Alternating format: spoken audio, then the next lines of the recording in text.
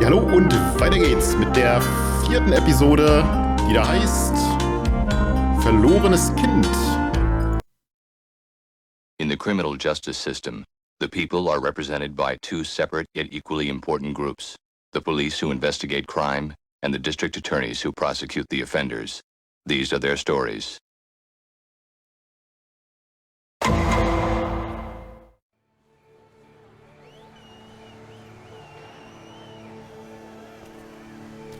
Hell, kid, it ain't even midnight yet. You're jumping the gun. Tourist shit. Well, every little bit helps. What? It's not like you're gonna use it. What do you expect me to do? Cry over your little broken body? Call the cops? It's not like they're gonna give two craps. Not with everything else that's going down tonight. Okay, damn it. Don't say I never did nothing for you.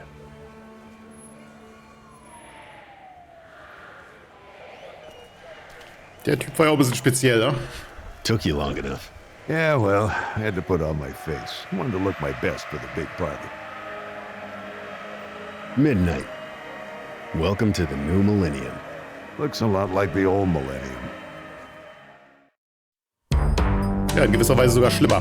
Na gut.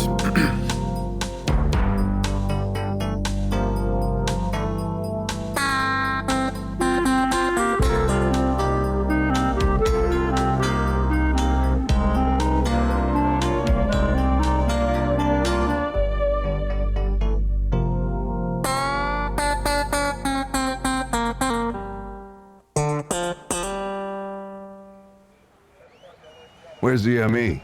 She got called away. Assistant should be here with the body bag any time. Poor little kid. He doesn't look more than 12 years old. Some city we live in, huh? Severe internal hemorrhaging. Broken radius, multiple contusions. Somebody beat him with a baseball bat? Nah, something with a sharper edge. Check out the gash across his scalp. He's also got a burn mark on his hand. Definitely from a taser, and definitely fresh. Time of death? Around 8, probably. Body's pretty stiff.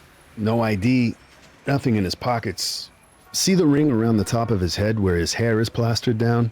Hat hair. He was wearing a cap earlier today. I've heard of kids getting killed for their shoes, but their hats? What about the bag? Empty. Why would he be holding an empty bag? Hey, detectives. I caught this guy hanging around outside the alley. Elijah the Prophet. You know him? Sure. Picked him up at 5 for disturbing the peace. Found him standing on his shopping cart outside the Schubert, ranting about Y2K. I was just telling the people what the puppet masters don't want them to know. Na, hat ja super funktioniert beim Y2K, ne? Sie ist Mitternacht durch, offensichtlich. Ich finde es immer irgendwie krass in der Szene hier. Ich meine, okay, aus Spielsicht macht es natürlich Sinn, damit man das ein bisschen komprimieren kann. Und dass man halt am Anfang schon die Infos hat, aber dass der Detective da hinkommt und schon mal direkt hier ganze Obduktionsergebnisse einfach mal so raushaut und so, obwohl irgendwie noch nichts untersucht wurde und er weiß direkt schon von inneren Verletzungen und hast du dich gesehen. Das ist schon ein bisschen abstrus, aber gut. Also, Leiche. Why don't you tell me what you know about the dead kid over there? I'm the one who reported the murder, okay? I'm the good guy here. Yeah? Well, before I put in for your Good Citizenship Award, you gotta tell me, what did you take from the body? What? Do I look like a grave robber? I didn't take nothing. Das Blut an deiner Mütze lässt aber anderes vermuten. Kann Briscoe das widerlegen? Ja, wegen der Markierungen an den Haaren des Kindes, dass er offensichtlich eine Mütze hatte, und die Blutflecken auf der Mütze, die er hier trägt, würde ich mal sagen. Ne? Ich hoffe mal, dass das Spiel das auch so sieht. Ja. Der Schreiben wurde jetzt, dass Briscoe gesagt, dass er Elijah wegen eines Überfalls verhaftet hat. Das hat aber jetzt nicht zwingend was damit zu tun, außerdem war es früher. Der Diebstahl wurde von einer Überwachungskamera aufgezeichnet, davon weiß ich nichts. Elijahs Ausweis wurde in der Tüte gefunden, auch nicht, die Tüte war leer. Die Mütze des Jungen wurde gestohlen, Elijahs Mütze ist Kindergröße und hat Blutflecken, aber gut. Die Kindergröße hat, sei mal so dahingestellt, dann würde sie ihm ja eigentlich nicht richtig passen, aber sitzt ja eigentlich normal, aber egal.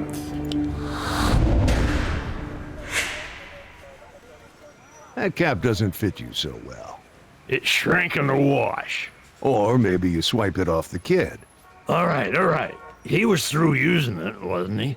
Now let me go. I gotta get over to the Lincoln Tunnel and go protect my stockpile from looters.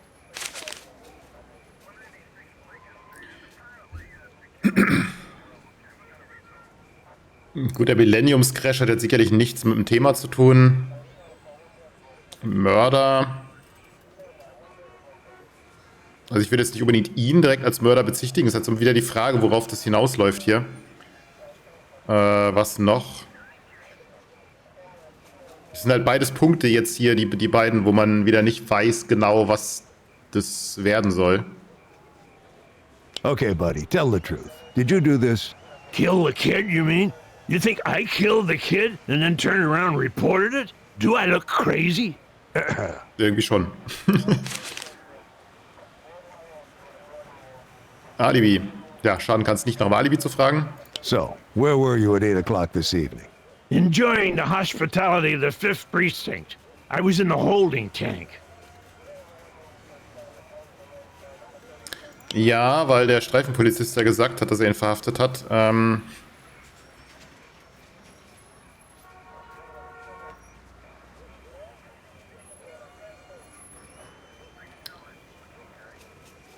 Hat er auch gesagt, wann das war?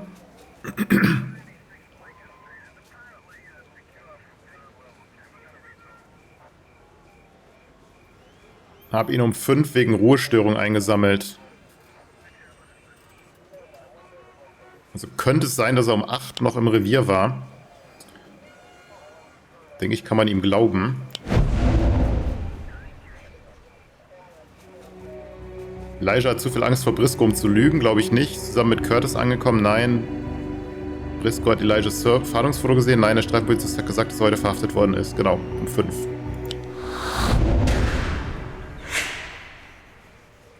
That true? Yeah, he was released about 8:30. Yeah, I guess that clears you. Gut, ich glaube immer noch nicht, dass der Millenniums-Crash irgendwas damit zu tun hat, weil das ist seine Verschwörungsspinnerei, aber... I want you to turn over everything you took off the kid. Now. I'm homeless, officer. Everything I own is on me. So go ahead, search.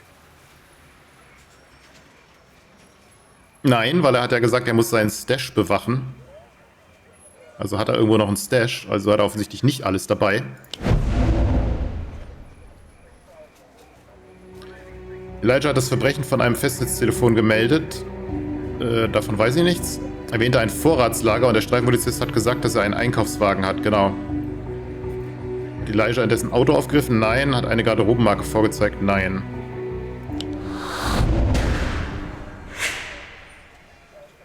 I seem to recall you saying something about a stockpile. Nobody gets near my stockpile. I'm a citizen. I got a constitutional right to my stuff. It's there in the 4th Amendment, pig. I'll have to read it sometime. But meanwhile, you're still the most likely suspect in this case.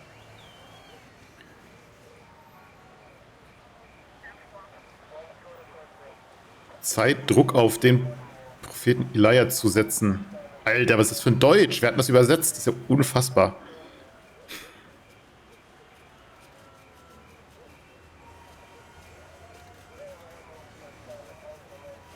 Das ist jetzt auch wieder die Frage, da ist wieder nicht ganz klar, wie das gemeint ist, ne, mit Druck ausüben. Ich meine, in gewisser Weise schon, weil er ist ja offensichtlich nicht nur Zeuge, sondern er hat halt auch Sachen mitgenommen, wie die Mütze. Die Tüte, die der Junge dabei hatte, ist leer, also ist auch nicht ganz unwahrscheinlich, dass er vielleicht noch andere Sachen mitgenommen hat und da so aggressiv dagegen reagiert eigentlich auch. Und wenn wir ihn jetzt einfach damit durchkommen lassen, haben wir gar keine Chance mehr, irgendwie vielleicht an die Sachen zu kommen. Insofern ist Druck ausüben im Sinne von ihm jetzt mal hier so ein bisschen ein paar Ansagen machen sicherlich nicht verkehrt. Also nehmen wir mal ja. Look, I can take you down to the station right now and let the jackbooted thugs work you over. Or you can take me to your stockpile. Which is it gonna be? I'm not scared of you. Come the stroke of midnight, your police state's gonna collapse like a rotten jack-o'-lantern. Es klang vorhin ein bisschen so hier, was er gesagt hat mit Willkommen im neuen Jahrtausend, als wäre Mitternacht schon durch. Aber dann ist Mitternacht doch noch nicht durch. Okay. Also immer noch im Alten. Ja. Kann Briscoe beweisen, dass Elijah falsch liegt?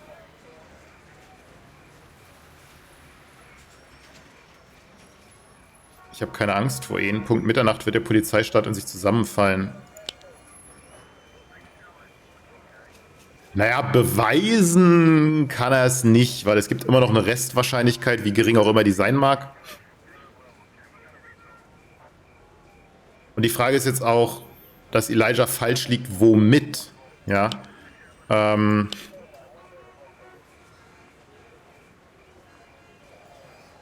Ich meine, dass Y2K irgendwelche Probleme verursacht, das kann Briscoe jetzt schwerlich beweisen, dass das nicht so ist, auch wenn es unwahrscheinlich ist. Und wenn sich darauf bezieht, die Frage, dann kann er es nicht. Also, nee. I hate to burst your bubble, Mr. Prophet, but it's already after midnight. Huh? I should have known it would be off. Stupid tourist junk. But I don't get it. The system's supposed to be crashing. How come the streetlights are still on? We have this super secret emergency backup system. Damn you guys. You think of everything. Now, should I call the station and have them charge up the cattle prods? No, that won't be necessary. Follow me. There's my stockpile. Stuff I got from the kids' bag is in the bundle on top. Fosse program, Annie get your gun sweatshirt, cabaret mugs, 1 ticket to Aida. Hey, a credit card receipt. Yeah, that ought to get us somewhere. Das ist jetzt wieder so ein Scheiß, ne? Ich meine, der eine Detective hat gesagt, ja, willkommen im neuen Jahrtausend. Deswegen bin ich auch davon ausgegangen, dass es nach Mitternacht ist. Und jetzt sagt er hier, ja, warte mal, ab Mitternacht wird das zusammenbrechen. Und wenn der Junge jetzt vor Mitternacht ermordet worden wäre, wäre es ja auch nicht ganz unlogisch, wenn er sagt, ja, willkommen im neuen Jahrtausend, im Sinne von, ja, hier geht genauso weiter, bla, hin und her. Also es war jetzt nicht wirklich, die Aussage war jetzt nicht wirklich ein Beweis für den Spieler, also wie spät es wirklich ist. Also der Spieler konnte zu dem Zeitpunkt gar nicht hundertprozentig genau wissen, ob es jetzt schon nach Mitternacht ist oder nicht. Deswegen finde ich die Frage wieder ein bisschen irreführend. Aber egal, wir haben ja hier unsere Weiterkommen-Punkte, wir haben auch 2 Bonuspunkte erreicht. So, insofern ist es jetzt nicht schlimm, aber es ist natürlich wieder so typisch, wenn dem Spieler Informationen gegeben werden, die nicht zwingend richtig sein müssen aus Spielersicht und dann aber davon ausgegangen wird, dass der Spieler sie als eindeutig richtig klassifiziert. Ne, das ist natürlich ein bisschen immer schlecht, aber das ist auch bei Multiple-Choice-Fragen und so Geschichten oft das Problem, dass es nicht richtig durchdacht ist und es nicht unbedingt immer so zwingend ist, wie jemand das sich denkt, weil er es halt nicht konsequent zu Ende gedacht hat. Aber gut, hat ja gereicht mit den Sternen und ein paar Sterne haben wir auch, was auch immer. Ob das jetzt viel oder wenig ist, keine Ahnung, aber machen wir mal weiter. And the credit card people told you right where I was staying? They had a record of the hotel charge, Mrs. Tallis, and the hotel confirmed you're booked through the end of the week. Amazing. You managed to recover my stolen bag when I didn't even report the crime. That's the networked world for you. And here I thought all the networks were going to be down today. For God's sake. We're investigating the murder of the thief, and we'd like to ask you a few questions, if that's okay. Of course. As long as I don't miss curtain time. We're catching Dame Edna tonight. Okay, wo wurde die Tüte gestohlen? Das ist schon mal ganz relevant, damit wir mal wissen, ob das in der Nähe des Tatorts ist oder nicht. Can you tell us where the bag was stolen? It was on 42nd Street, about 4:30. I was just coming from the half-price ticket booth, very pleased with myself. I'd managed to snag the very last ticket to a preview of Aida. I felt a tug, and before I knew what was what, there he was, zipping away with my bag. So you wouldn't be able to ID him? I'm afraid I didn't see his face, just his backside.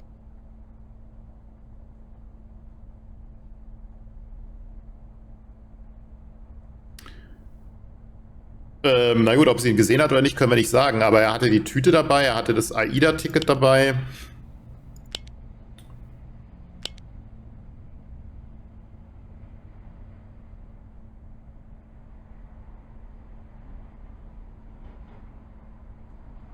Und die anderen Sachen, ja, die kann er halt woanders her haben, weiß man nicht.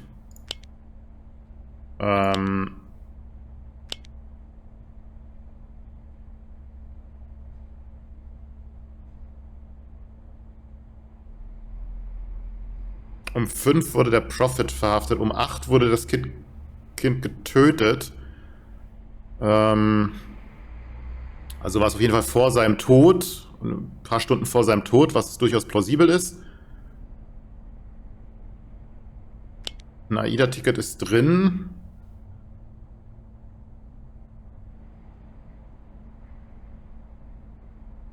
Insofern klingt es schon plausibel durchaus. Genau.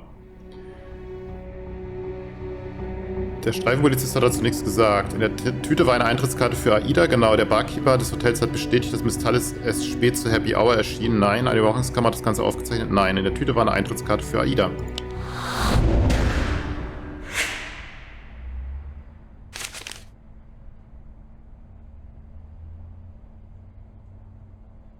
Das ist alles, was gestohlen wurde, weil wir haben ja noch mehr gefunden. Here's a photo of the merchandise we recovered from the shopping cart. Do you see everything that was in your bag? I think so, yes. Aha! So that's where my ticket to AIDA went. I emptied out my handbag looking for that son of a gun. Had to miss the... Wait. Statue of Liberty. Come again? There was a model of the Statue of Liberty, about yay high. It had a marble base with a clock in it. Oh, Marble Base mit der Clock ist die Elijah hatte, ne? Da hat nur die Statue oben drauf gefehlt. Was natürlich sein kann, wenn das die Mordwaffe ist, könnte natürlich die Statue vom Sockel abgebrochen sein. Und dann wäre nur noch der Sockel übrig gewesen, den Elijah dann auch mitgenommen hat. Also würde das passen. Prophet Elijah hat gesagt, dass er einen Gegenstand als Provision behalten will. Nein. Curtis hat erwähnt, dass diese Transaktion auf der Kreditkartenrechnung ausgeführt ist. Wüsste ich nicht. Müssen wir aber nochmal gucken vielleicht. Der Gegenstand wurde am Tatort gefunden und befindet sich jetzt in der Asservatenkammer. Prophet Elijah trug das abgebrochene Stück eines Sockels mit einer Uhr darin bei sich. Genau.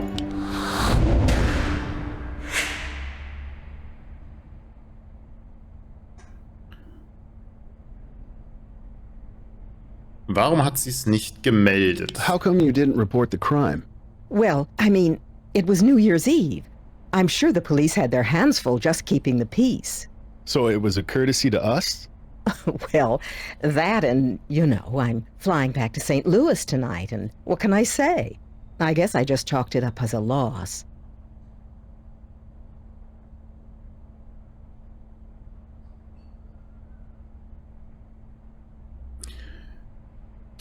Ja, relativ, ne? Es ist frei von Widersprüchen. Aber wenn sie heute Abend zurück nach St. Louis fliegt, war nicht heute noch die Vorstellung?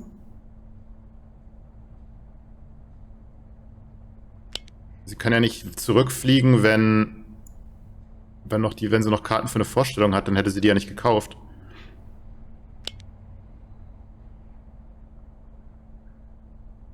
Genau, sie sagt, sie schaut sich heute Abend dem Edna an.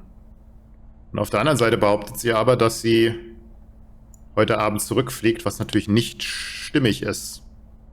Also nicht frei von Widersprüchen.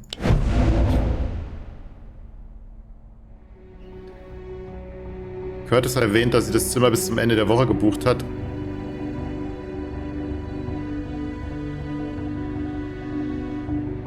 Stimmt, er hat auch was gesagt, wie lange... Wertvoller Schmuck war da nicht drin. Sie hat aber nicht gesagt, dass sie aus Aspen kommt, oder?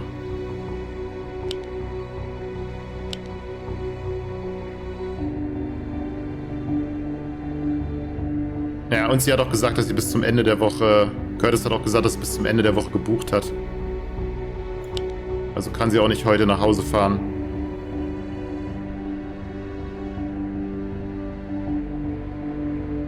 Das mit Aspen hat sie nicht gesagt. Wertvoller Schmuck wissen wir nichts von.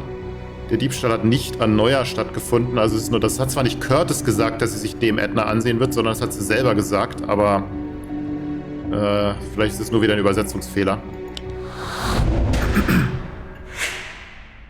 Wäre vielleicht an mancher Stelle ein bisschen einfacher. You're cutting the trip short? I thought you were seeing Dame Edna. Oh, that's right. Today's only Tuesday. You see? You've got me all flustered. Wäre vielleicht an der einen oder anderen Stelle ein bisschen einfacher, wenn man es komplett auf Englisch spielen würde, weil die Übersetzung doch sehr grenzwertig ist. Haben sie nicht die besten Übersetzer bezahlt hier.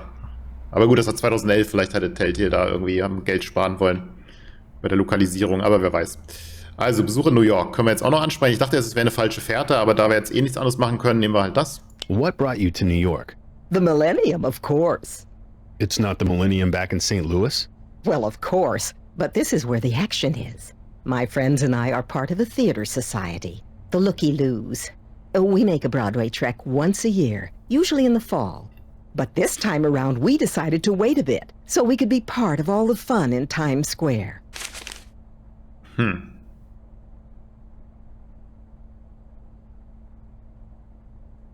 Gut, ja, nach dem Alibi-Fragen gehört dazu, ist Teil des Jobs. Mrs. Tallis, where were you at 8 o'clock last night? Was that the time of the murder? Are you asking me for my alibi? If you don't mind. Not at all. This is just like that TV show. Wait till the girls hear about this. Mrs. Tallis. I was at Aida, of course, with the other Looky-Loo ladies. Das ist zweifelhaft, weil sie ja gesagt hat, dass sie das letzte Ticket gerade noch bekommen hat. Und wenn ihr das gestohlen wurde, kann sie ja schwerlich in der Veranstaltung gewesen sein.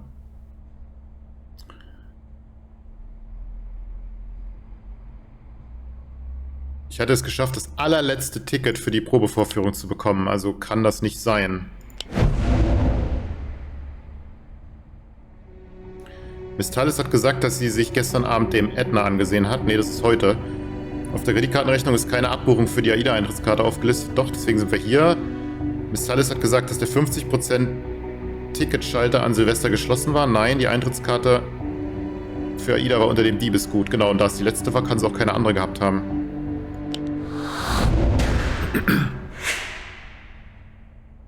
Wait, wasn't your ticket one of the things that was stolen? Yes, and it was the last one available. You caught me, detectives. Truth is, since I couldn't get in, I ended up killing time. Just milling about with the New Year's crowds. I was waiting for the show to be over so I could meet up with the group and hear about it. I don't think it's going to run long.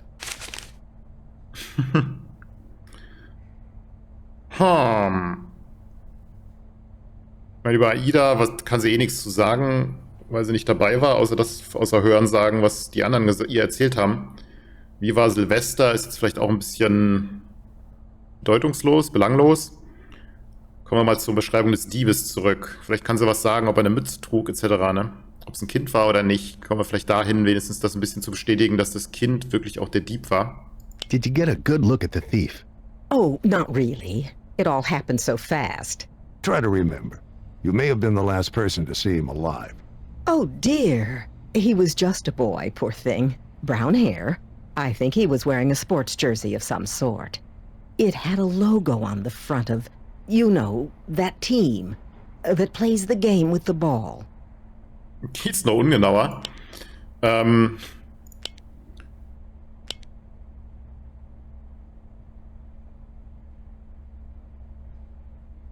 Annie, get your gun sweatshirt.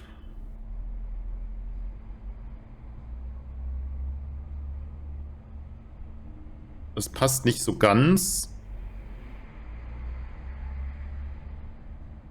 Auf der anderen Seite hat er eine Mütze gehabt, also kann sie die Haare eigentlich nicht so richtig gesehen haben. Insbesondere, wenn es auch noch schnell ging.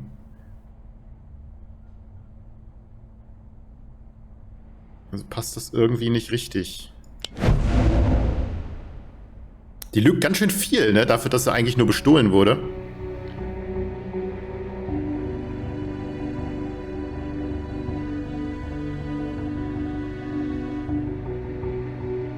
Kurzsichtig, das hat sie nicht gesagt. Die Jacke des Jungen war geschlossen, das wissen wir nicht. Hat sie explizit gesagt, dass sie das Geschlecht des Diebes nicht kennt? Ich glaube nicht.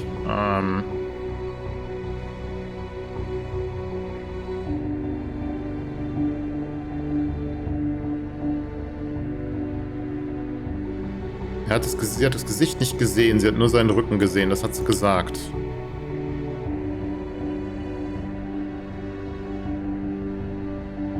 Ja.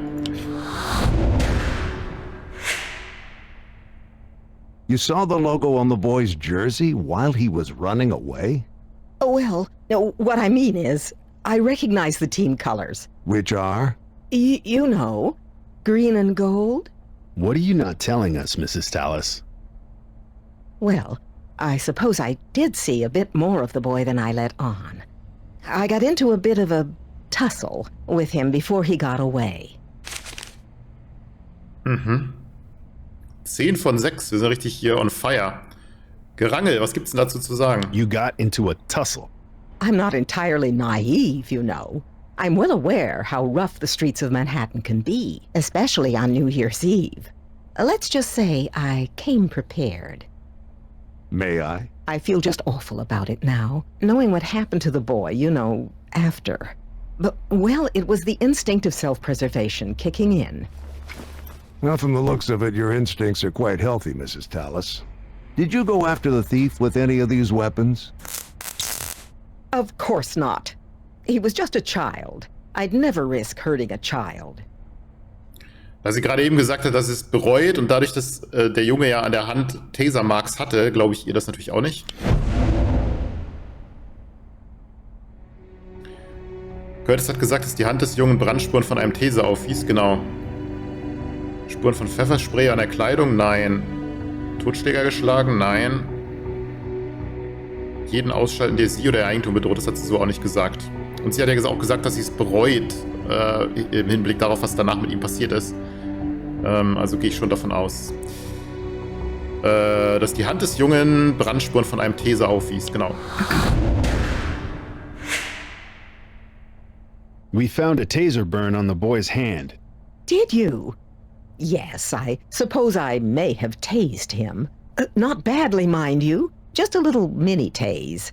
Enough to knock him down. Then I grabbed from my bag and we tussled. But he got away. Children are slippery. Verschweigt immer noch etwas. Möglicherweise. Mrs. Tallis, how would you like front row tickets to a new drama? It's playing down at the Manhattan Criminal Court building. Now, wait a minute, Detective. You don't seriously think... That you're holding something back? Yes. So why don't you hand it over? It's the boy's backpack. I pulled it off him when we were, you know... Tussling. Right. I said to him, give me my bag and I'll give you yours. But he just took off without it. I guess he was scared. And why didn't you tell us this at the start? Take a look inside. You'll see his trinkets are considerably more valuable than mine. I figured I got the better deal in the exchange. And it would have made such a great punchline to my story. Und es war ein Telltale-Logo auf seinem Rucksack. 6 Sterne zum Weiterkommen, 6 Bonussterne, 19 Haftstrafensterne, alles perfekt gelaufen. Ich fürchte nur, dass es nicht unbedingt so weitergeht. Looks like our victim had a busy day. Yeah, but is any of this stuff gonna get us closer to an ID? Denken Sie daran, kreisen Sie Gegenstände ein, um sie auszuwählen und aufzunehmen. Klicken Sie die Pfeile an, um sich umzusehen. Genau. Wählen Sie die Lupe, um Ihren Suchenbildschirm aufzurufen. Er enthält Hinweise, wonach Sie Ausschau halten sollen. Genau. Ich weiß zwar nicht, wie ein Comicbuch uns helfen soll, ihn zu identifizieren, außer es steht eine Adresse drauf, wenn er es sich per Post hat schicken lassen. Was allerdings auch nur so wäre, wenn er nicht obdachlos ist. Persönlicher Gegenstand, illegale Substanz, Eintrittskarte.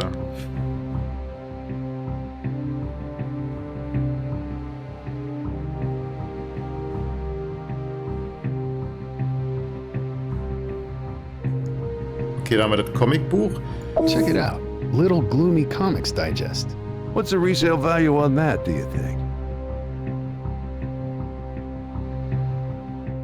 Das ist jetzt auch so ein Ding, ist ein bisschen schade, dass hier schon genau steht, was man finden muss, ne? Weil wenn man jetzt nicht genau wüsste, was man suchen muss, dann kann man ja selber so ein bisschen gucken und sagen, was wären jetzt relevant und bla. Das wäre dann irgendwie noch ein bisschen cooler, als wenn man es komplett auf die Nase gebunden kriegt. Das ist natürlich hier mit persönlicher Gegenstand und illegaler Substanz ein bisschen... Geht ein bisschen in die Richtung, aber... Zum Beispiel Eintrittskarte, ne? Das wird wahrscheinlich die hier sein. And March handbag.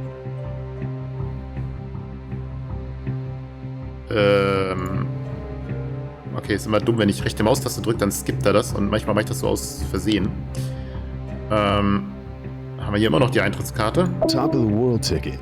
Time-stamped 2 o'clock on the 25th. So his mom took him to the top of the World Trade Center for Christmas?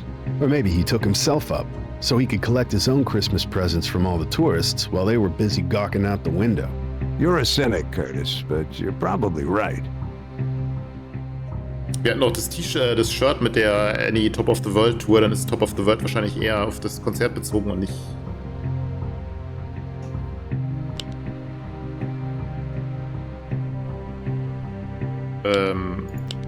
das Gebäude und den Aussichtspunkt. Persönlicher Gegenstand und illegale Substanz. Keine Ahnung, was das hier sein soll. Das könnte unsere illegale Substanz sein. Pastrami on rye. I recognize the sticker. Those are from that deli on 45th and Broadway. Okay, keine illegale Substanz, aber dann ist das hier vielleicht. Giles Breton's passion juice. I don't even want to take a whiff of that. Look at... It's gotta be what, 3 grams of crack? No, I think it's methamphetamine. Times are changing. Think the kid smoked it? More likely he was transporting it for somebody.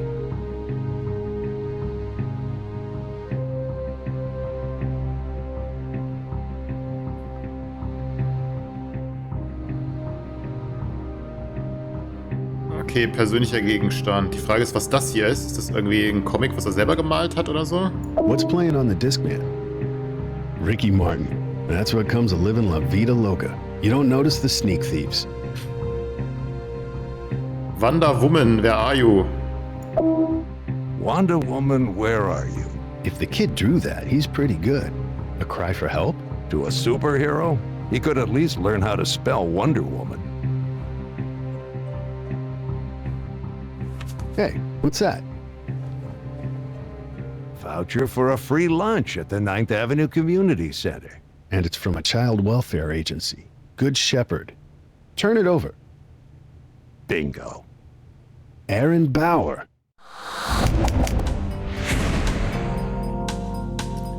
Sehr schön. Good Shepherd. Name sounds familiar. Catholic agency? Yeah, I'm calling him right now. This is Detective Ray Curtis of the 27th Precinct. I've got some information about someone, a minor. I believe he may be a client of yours. Name's Aaron Bauer. Yes, I'll hold. Wait a minute. That's that guy. What's his name? Montrose. Montrose? Stephen Montrose. He's the director down there. Wrote that book that made a big splash last spring. The Empty High Chair. Sure. I've seen him on talk shows. He's always going on about How the child welfare system breaks up families and needs to be reformed from the top down. His agency's been getting tons of good press. And we'll need the boy's case file as well. Thanks a lot. Kid lived with his mother. Caseworker said she could arrange a meeting at the agency in 3 hours. Well, this ought to be pleasant.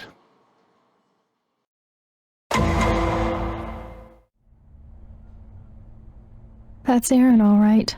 You're the caseworker? From the start. Who are they? This is Detective Briscoe and Detective Curtis. Cops? No, you didn't tell me there was going to be cops here. Sit down, Mrs. Bauer.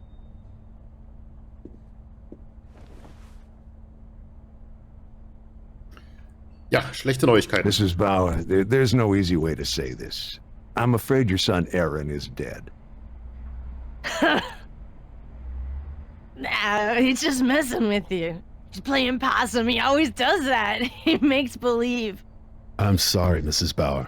We found his body last night. Severe head trauma. We're afraid Give that... me a break, okay? Where is he really? You just want to put him back in City Youth Home. That place is a hellhole! We're trying to figure out who did this to him, and we need you to answer some questions. Yeah? Shoot. Tut so, als ob, zuletzt gesehen. Can you tell us when you last saw Aaron? He was gone when I woke up. Oh, probably off at the arcade. I was sleeping late, so sue me, right? Last night was New Year's Eve. We know, but when did you see your son? 9 o'clock. That's his bedtime. I tucked him in.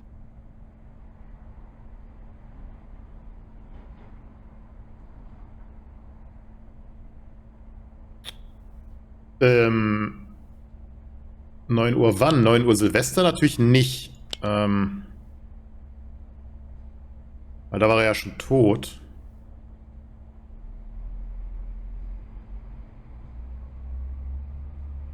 Okay, wenn wir jetzt Neujahr haben und es bezieht sich auf...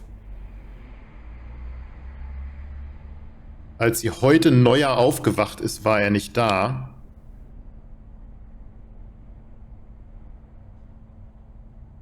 Und dann sagt sie, sie hat ihn 9 Uhr ins Bett gebracht. Das würde aber bedeuten, dass es dem widerspricht, was wir über den Todeszeitpunkt wissen. Weil der ist ja um 8.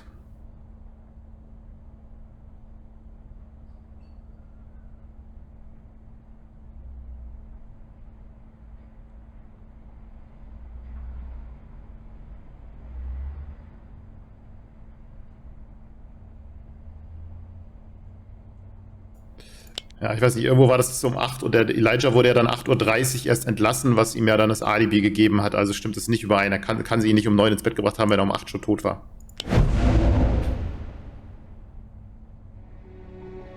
Mrs. Bauers Aussage zufolge hat sie ihre Wohnung um 7 abends verlassen. Nein. Todeszeitpunkt war gegen 8 Uhr. Genau. Der Streifenpolizist hat Miss Bauer an diesem Nachmittag festgenommen. Nein. Aaron hat Miss Tullys Tüte um 9 Uhr gestohlen. Nein. Todeszeitpunkt war gegen 8 Uhr.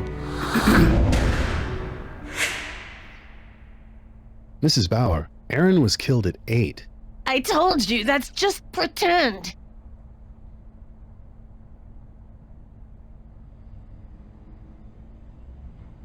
Tut so, als ob das ist, weiß nicht, es klingt so ein bisschen so, als wäre das irgendwie eine falsche Fährte.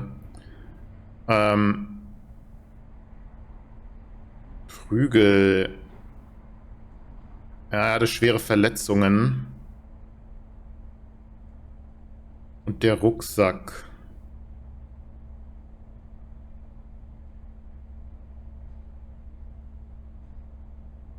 Jetzt wieder so ein bisschen die Frage, man weiß nicht genau, auf was sich das bezieht, ne? Also wir wissen ja, dass er schwere Verletzungen hatte, als er gefunden wurde. Ich weiß nicht, ob sich das darauf bezieht. Was there anyone who wished your son harm, who might have beat him? Oh, he's gonna get a beating, I tell you what. He knows damn well what comes of pulling stunts like this. Yeah. He's gonna get it good. Mrs. Bauer, did Aaron have any enemies? Enemies? No. He's just a kid. Das schließt sich nicht aus. Klärt Mrs. Bauers Antwort die Angelegenheit? Ich wüsste nicht wie. Ich weiß ja jetzt auch nicht genau, wie das gemeint ist. Und es erklärt auch nicht, warum er die schweren Verletzungen hat, wobei das natürlich auch während des Mordes passiert sein kann. Insofern weiß ich auch nicht, warum es anzunehmen ist, dass sie da was zu sagen hat, aber definitiv klärt es die Angelegenheit nicht.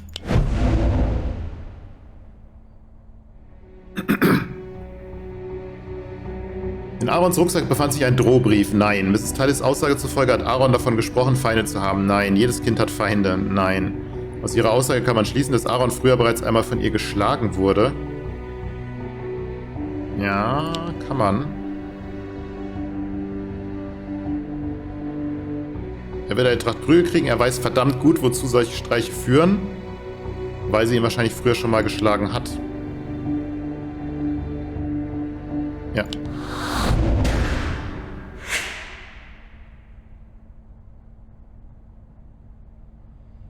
Der Rucksack. We found your son's backpack, and that's what led us to you. Some items in it lead us to suspect that he was involved in criminal activities. Bullshit! My Aaron's a good boy. He ain't the type to do drugs.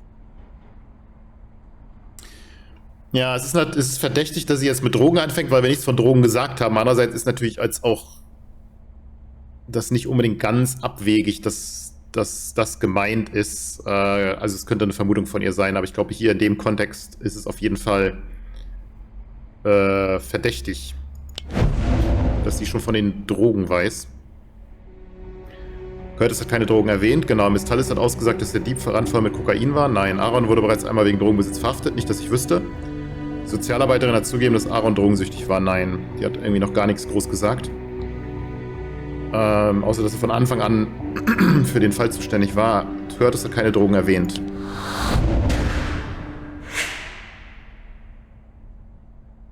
We didn't say anything about drugs. Wait a minute. You ain't New York City cops at all. No. You're from Russell County. What? You bastards! You goddamn kidnappers ain't gonna get away with this! You're not taking him again! I'll kill you! What's going on here? He's my baby! He's my baby! You don't have to stand for Baby. this, Mrs. Bauer. No! Take her home. Of course.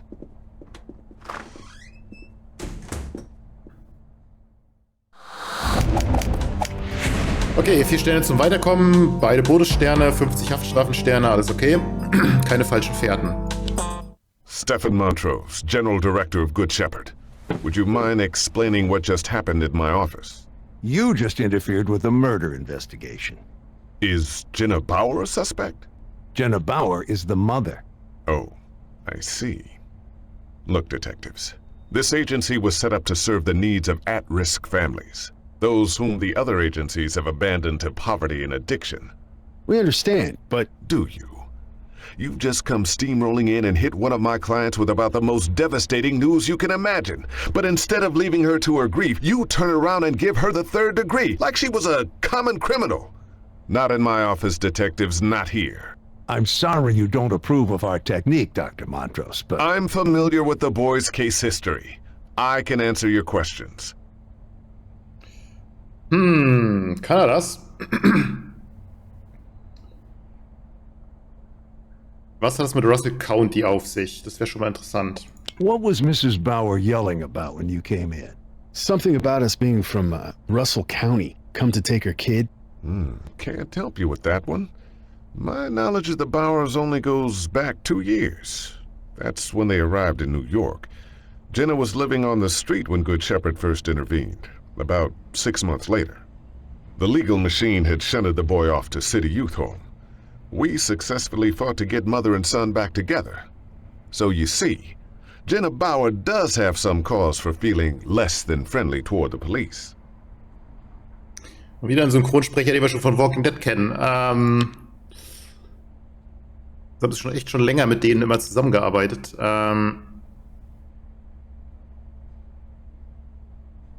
wir nochmal drüber gehen.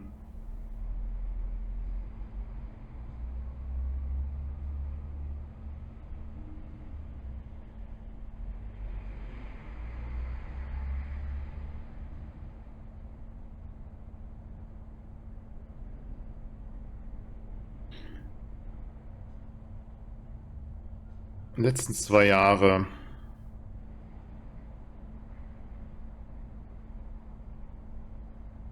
Vor 6 Monaten haben sie den ersten Kontakt gehabt. Okay.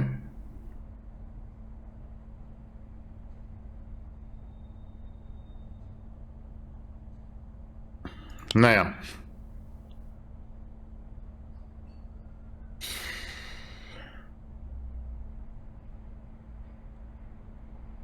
Stimmt diese Aussage mit der Beweislage überein?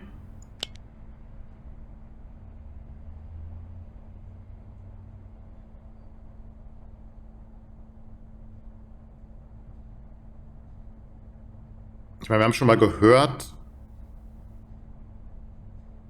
Ich meine, die Mutter hat ja auch was gesagt von, dass sie ihn wieder wegnehmen oder so. Und irgendwas von Entführung erzählt. Insofern kann das die Kinderheimgeschichte schon sein, dass der Junge im Kinderheim war eine Weile. Und offensichtlich hat sie ihn dann irgendwie wiederbekommen, also passt es schon irgendwie.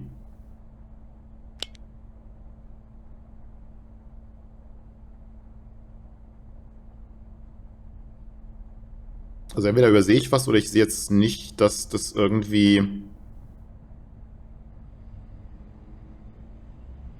irgendwo einen Widerspruch hätte.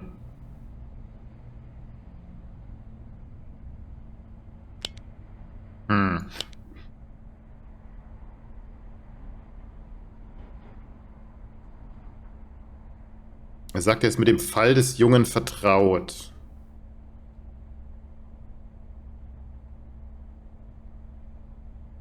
Und dann sagt er, es beschränkt sich auf die letzten 2 Jahre. Das kann schon sein. Also es ist jetzt nicht zwingend ein Widerspruch.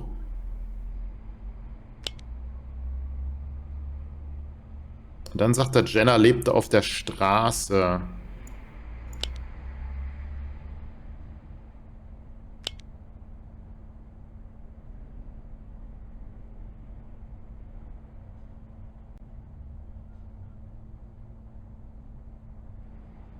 Wollen sie ihn wieder ins städtische Kinderheim stecken? Also er war schon im Kinderheim, genau, das ist ja alles korrekt.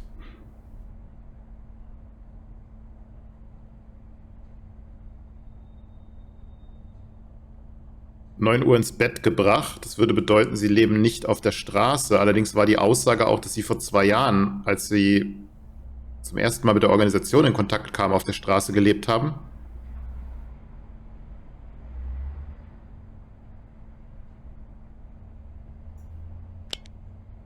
Er sagt ja nicht, dass sie... Damals kam sie... Jenna lebte auf der Straße, als Good Shepherd zum ersten Mal eingriff. Das war vor etwa 6 Monaten.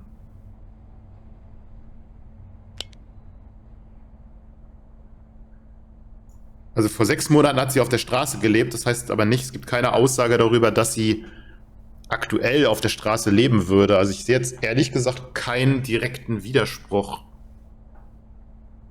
Es gibt ein paar Fragezeichen vielleicht noch, aber nichts, was aktuell nicht stimmen würde. Also würde ich schon sagen, dass es übereinstimmt. Ja. Die Sozialarbeiterin sagte, dass sie die Bauers seit 1,5 Jahren kennt. Das, glaube ich, hat sie nicht, soweit ich weiß. Sie ist seit Anfang an die Sozialarbeiterin. Sie sagt aber nur seit Anfang an, nicht wie lange. Und er sagt, dass sie das erste Mal vor 2 Jahren Kontakt hatten mit Jenna.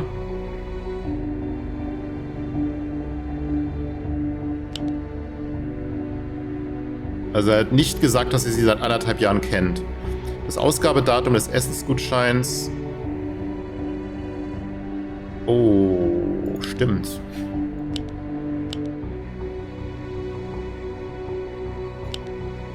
Das habe ich jetzt gar nicht... Da hätte ein Widerspruch sein können, den habe ich jetzt gar nicht gecheckt. Da hatte ich Glück.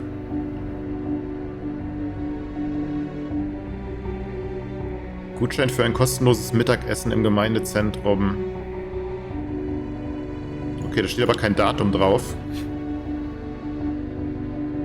Schon gar nicht 98. Miss Bauer hat die Tatsache erwähnt, dass Aaron im städtischen Kinderheim war, genau. Van Buren hat bei der Diskussion über Montrose auf diesen Fall angespielt. Nicht, dass ich wüsste, aber Miss Bauer hat die Tatsache erwähnt, dass Aaron im Kinderheim war.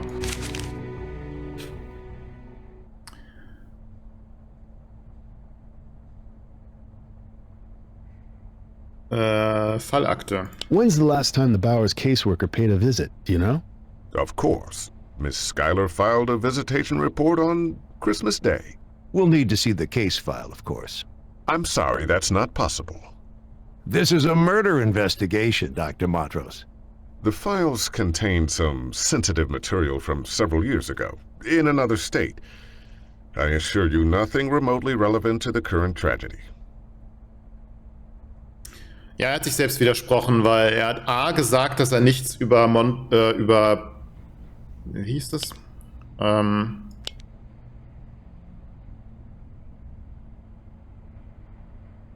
Über Russell County weiß.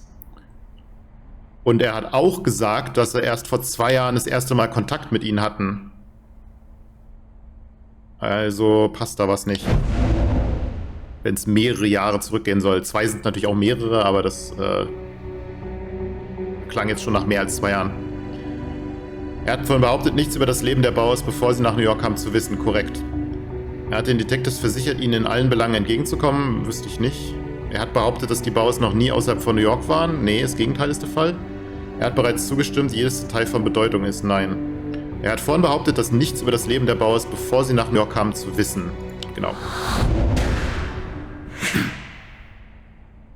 I thought you didn't know anything about the Bowers before they came to New York. Nothing relevant, I meant. Am I a suspect now, too? Ja, irgendwie schon. Aushändigung der Akte. Dr. Montrose, I've got to insist that you follow procedure and turn over the Bauer case file. You should have called ahead, Detective. Procedure dictates that you give us at least 2 hours advanced warning.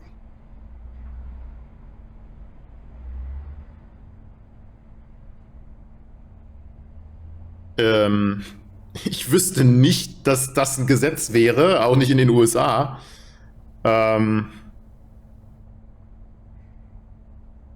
Ist jetzt allerdings eher eine Rechtsfrage. Dass sie uns mindestens 2 Stunden im Forst benachrichtigen. Ich kann mir nicht vorstellen, dass das ein gültiger Einwand ist. Ja. Montrose hat zugegeben, dass er keinerlei Ahnung von den üblichen Verfahrensabläufen hat. Das glaube ich nicht, oder?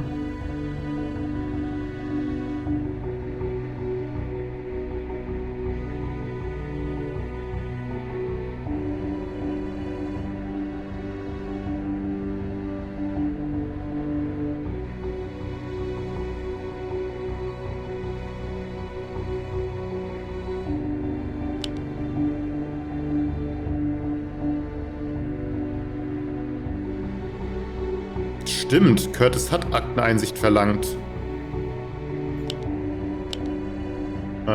Ich erinnere mich.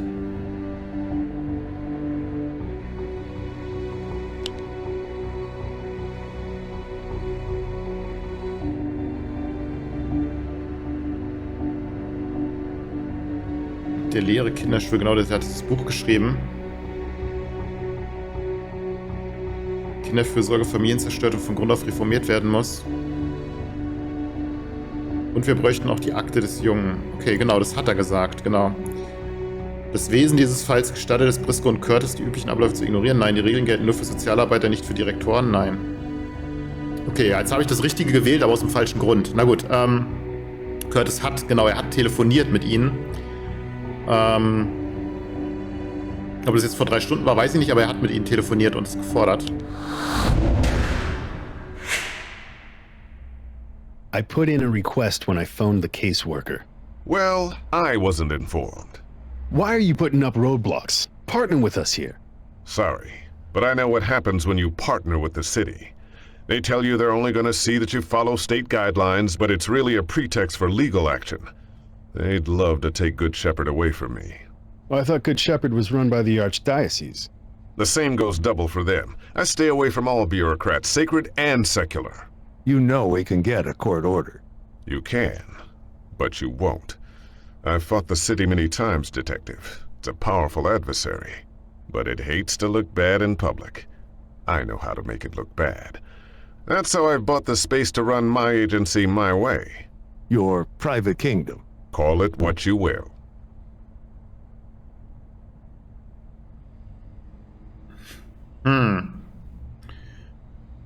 Ungeeigneter Vormund. Bin ich jetzt nicht so sicher. Bezieht sich das darauf, dass die Mutter ungeeignet ist, sich um den Sohn zu kümmern?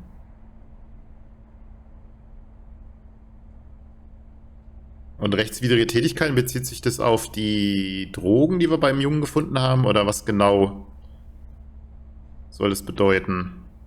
Geschichte der Organisation ist wahrscheinlich eher irrelevant. Versuchen wir es mal damit. Aaron was involved in some shady business. There were drugs in his backpack. Crystal meth. Is there any possibility that he or his mother... No. Our clients don't abuse drugs.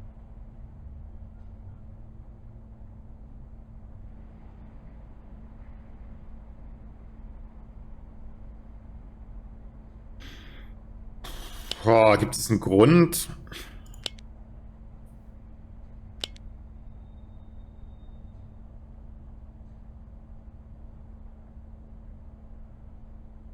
Ich meine, so wie die Mutter aussieht, kann man das schon annehmen.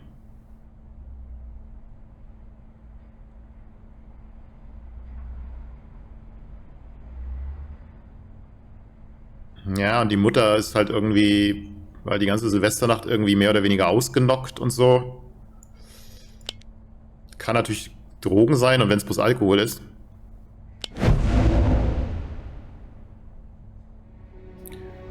Montrose ist selber drogenabhängig, nicht, dass ich wüsste. Van Buren hat gesagt, dass viele von Montrose Klienten Crystal Meth-Süchtige sind. Glaube ich nicht, können wir aber nochmal gucken. Tallis hat ausgesagt, dass der Dieb auf irgendwelchen Drogen war. Nein, Montrose frühere Aussage zufolge waren viele seiner Klienten drogenabhängig.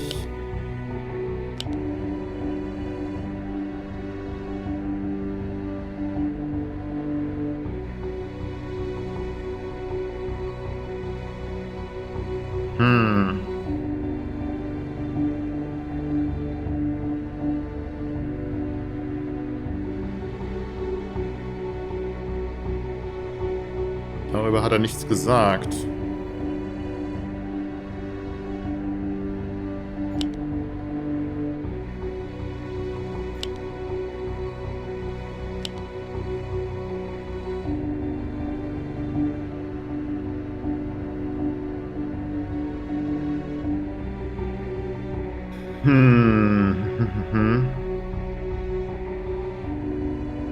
Boah, wieder noch, ne?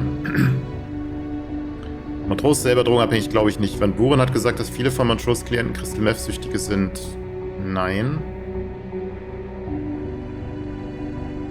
Tallis hat gesagt, dass der Dieb auf irgendwelchen Drogen war. Nein. War das halt auch nicht. Montrose frühere Aussage zufolge waren viele seiner Klienten...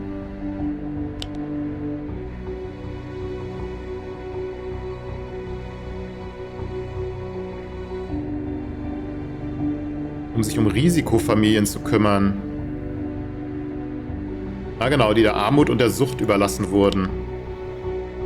Also Montrose frühere Aussage zufolge waren viele seiner Klienten drogenabhängig, dann ist das doch der Fall. Genau. None of them? You said yourself these are at-risk people. Of course. Most have struggled with addictions of one sort or another. But each of our clients has made a commitment to turn his or her life around. We've worked closely with Mrs. Bauer. We can vouch for her. Puh, okay, Geschichte der Organisation ist, glaube ich, immer noch eine falsche Fährte, also versuchen wir es mal mit ungeeigneter Vormund. On the evidence, I'm not so sure Mrs. Bauer should have had custody. Do you always blame the parent for their child's death, detective? Or only when the parent is poor? Now wait a minute. No, you wait a minute. People like Jenna Bauer have had it hard enough in New York just getting by. It doesn't help when the city's guardians look at them like they were moral degenerates. Gibt es gute Gründe, Jenna Bauers Befähigung als Vormund anzuzweifeln? Ja, weil sie gelogen hat, dass der Sohn nicht da war, dass sie nicht mal mitgekriegt hat, dass er nicht da war, dass sie nicht wahrhaben will, dass die Polizei ihr sagt, dass er tot ist, dass sie ihn geschlagen hat. Also es gibt diverse Gründe, würde ich mal sagen. Sie hat davon gesprochen, Aaron zu schlagen und scheint gewusst zu haben, dass er Drogen transportiert hat. Das mit dem das weiß ich nicht. Van Buren zufolge sind alle Klienten hoffnungslose Fälle. Nein. Die Sozialarbeiterin hat es bereits zugegeben, dass Miss Bauer als Vormund nicht viel taugt. Nein. Sie hat erwähnt, dass sie Aaron gerne loswerden würde. Nein. Im Gegenteil. Also das. She practically bragged that she beat the kid. You're mistaken, detective. All of our clients are given intensive training in positive parenting. Ja gut, vielleicht hat es nicht so funktioniert, So ne? tell me, why did Miss Bauer have such a big problem with cops? You want to hear about Jenna Bauer's problem with cops? Cops killed Aaron's father. Narco squad kicked down their door in the middle of the night. Started tearing the place apart looking for contraband. When Mr. Bauer stepped forward to defend his home, they shot him. Just another casualty of the drug war. So can you blame Mrs. Bauer for thinking maybe the story was repeating itself? Also 6 Sterne, 4 Bonussterne, 35 Haftstrafensterne. Alles perfekt gelaufen, keine falschen Fährten. I just had an enlightening conversation with the sheriff of Russell County, Kansas. He told me about the drug bust that killed Aaron's dad. Apparently, they found 3 pounds of meth in the house. That's a relevant fact. Wonder if it's in the Bowers case file. You really think Mom's the killer? I hope my hunch is wrong, but yeah, I do. You better hope your hunch is right. Montrose has himself a big megaphone, and he's been making a lot of noise about how you roughed up his client. What's your plan? Subpoena the boys' files? Maybe. But first, I think we need to pay Mrs. Bauer a visit. Can we get a search warrant, just in case? The press is still giving us grief over the way we fumbled the preppy jogger case. They're gonna crucify us if you break into this apartment and come up empty. I hope you know what you're doing.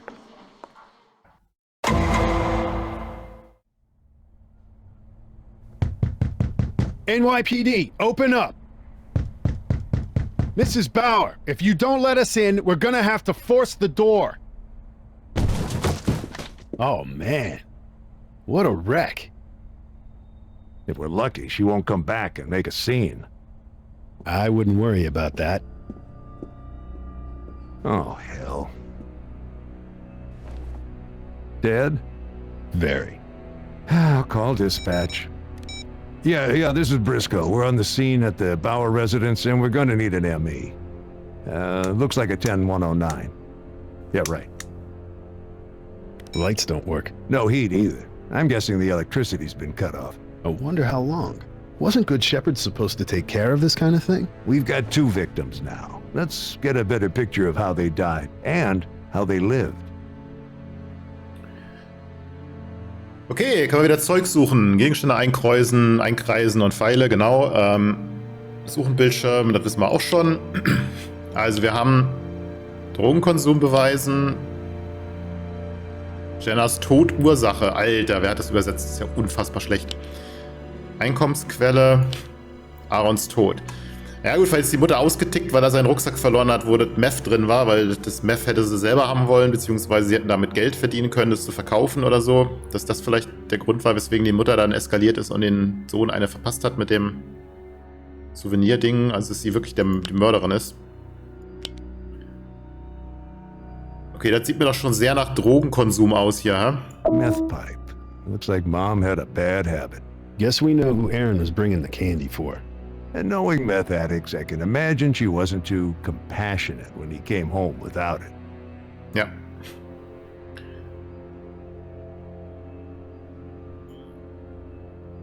Okay. Todesursache, Pillen und Alkohol offensichtlich. Einkommensquelle. Ah, hier, Pillen und Alkohol. Da haben wir es doch schon. Vodka bottle's empty. And so's a bottle of Xanax. I think we found our cause of death.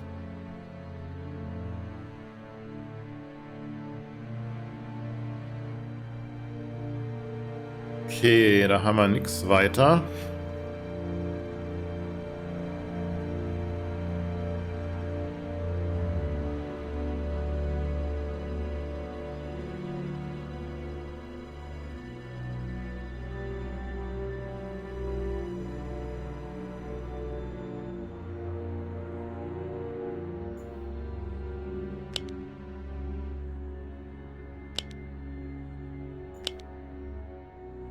Einkommensquelle, das hier sieht mir so ein bisschen, geht so ein bisschen in die Richtung vielleicht.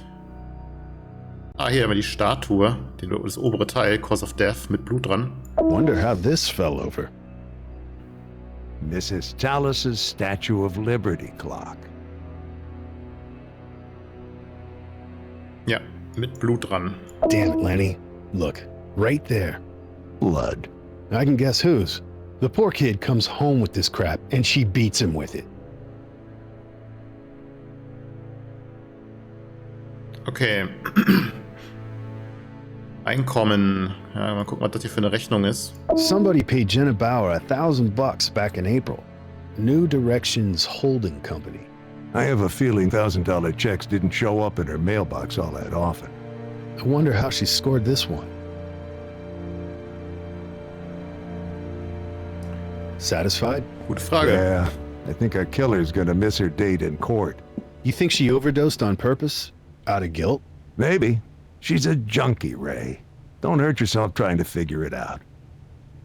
Well, what do you know? M.E.? It's the caseworker from Good Shepherd. And she's knocking on the wrong door. Oh, hey, miss, the party's down here. Detective Briscoe? What are you doing? Oh my god! Is Mrs. Bauer... I'm afraid so. Tell me, did the place look like this on Christmas Day? Well, how should I know? Isn't that the date of your last visit? My last visit? I wasn't here on Christmas... Oh... I'd better call the office about this. Dr. Montrose? Yeah, I'm at the apartment. There's something you should know.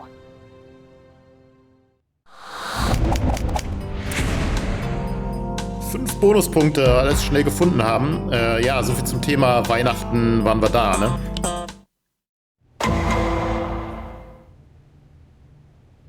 The Bauer case. Isn't it time we close the file on that one? I'd love to, believe me, but justice hasn't been done. Poetic justice, maybe. Nobody comes away from this one looking good. Including us. What Detective Curtis is saying is, we think you've got a case against the Good Shepherd Agency. Against Stefan Montrose, you mean? The champion of the downtrodden? Are you saying he's the killer? No, but his agency failed to prevent the deaths. We feel he's responsible. Oh, great. Go ahead, I'm listening. Tell me why we should go after Montrose. Montrose soll uns abblitzen lassen? Nein. Montrose hat Aaron in Gefahr gebracht. Ja, Montrose hat den Ernst der Lage verkannt.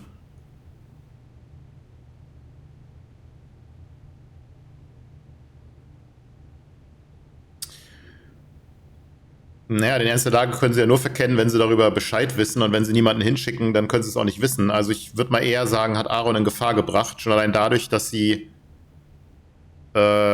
ihn aus dem Kinderheim geholt und der Mutter gegeben haben und dann nicht mal überwacht haben, in welchem Umfeld er sich befindet und so. Also ich denke, das ist eher der Punkt. Aaron's mom could never have beat him to death if it weren't for Montrose. He put the weapon in her hands? Montrose pulled the kid out of City Youth Home and got him back with his mom. And family court signed off on it. True. The whole system's partly to blame for that bad decision. Ja, ist korrekt. Dann der Ernst der Lage. Das ist doch der Ernst der Lage. Law says a child welfare agency's got to check in with clients regularly.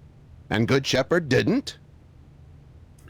Gibt es einen Grund für die Vermutung, dass Good Shepherd die Bauers nicht ordnungsgemäß beaufsichtigt hat? Ja. Montrose hat behauptet, dass die Sozialarbeiterin die Bauers an Weihnachten besucht hat. Diese konnte sich aber nicht daran erinnern. Montrose wusste nicht, wo die Bauers wohnen. Das war sie, nicht Montrose. Miss Bauer hat angemerkt, dass sie die Sozialarbeiterin vorher noch nie getroffen hat. Nein. Ein in der Wohnung der Bauers gefundener Beschwerdebrief ans Jugendamt. Nein. Also Montrose hat behauptet, die Sozialarbeiterin an Weihnachten besucht. Dass die Sozialarbeiterin die Bauers an Weihnachten besucht hat. Genau. Apparently not. She drew a blank when we asked about her last visit. And Montrose himself basically admitted that he ignores state procedure. Are we gonna stand by and let our social service agencies go rogue? Jack, we don't have a case against him. Not yet. Let's see what's in those case files. Okay, Sterne zum Weiterkommen einer, Bonussterne einer, eine falsche Fährte, aber hat ja immer noch funktioniert. 37 Haftstrafensterne, das klingt viel im Vergleich zu dem, was man sonst so kriegt. Here's the last record in the file. What about the sensitive material from several years ago Montrose told us about? Mysteriously missing. Christmas Day, huh? That is one dedicated caseworker.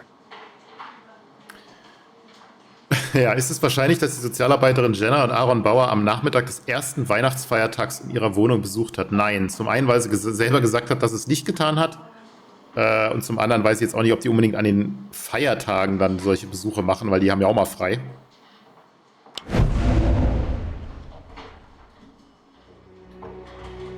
Jenna hat zu dem Zeitpunkt noch geschlafen. Keine Ahnung, Aaron war zu diesem Zeitpunkt auf dem World Trade Center. Aaron war schon tot? Nein. Die Bauers haben Weihnachten in Russell County verbracht? Nein. Also bezieht sich das wohl auf die World Trade Center Geschichte. Stimmt, wir müssen es ja auch beweisen. Wir müssen es ja nicht nur, weil sie sich verplappert hat. Aber da war was mit World Trade Center, wenn ich jetzt noch wüsste, wo das war.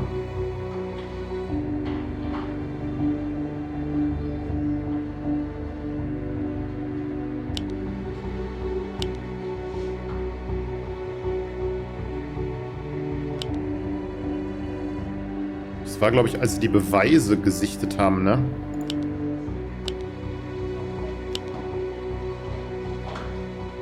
Genau, müsste das hier sein.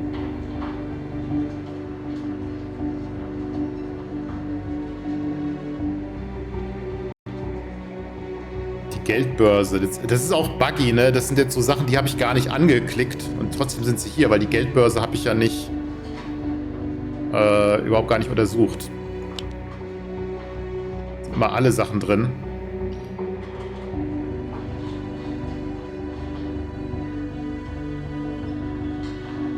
Sticker, 45. Ecke Broadway.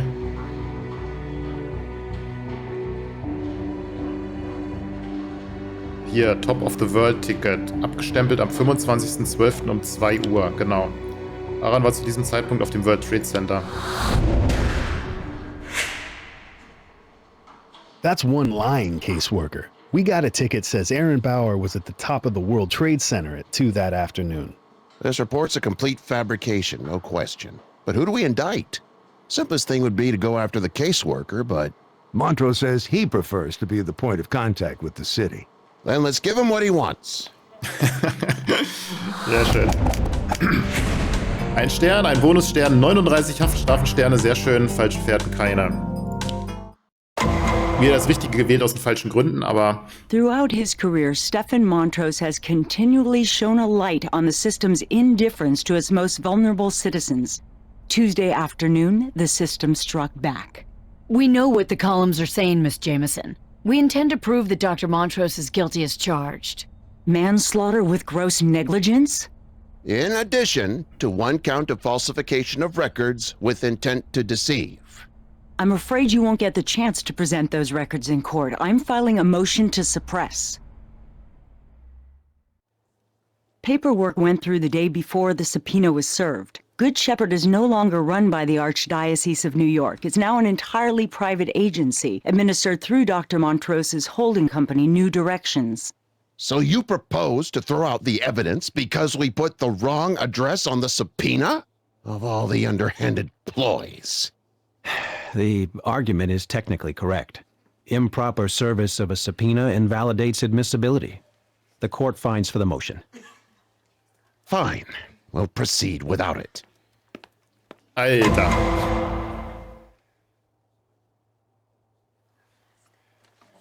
Dr. Montrose, we've heard in graphic detail about the final days of Aaron Bauer. It's natural to feel pity and perhaps even outrage over the manner in which he died. So tell the court, are you in fact guilty of gross negligence? No, I am not. Let me read you a quote. Neglect is built into our current welfare system. The client is a mere asset to be kept or traded as it benefits the agency. You're reading to me from my own book, The Empty High Chair, published last spring. My agency is different. Indeed, Good Shepherd is distinguished for treating its clients with dignity, as individuals with needs. Isn't that right?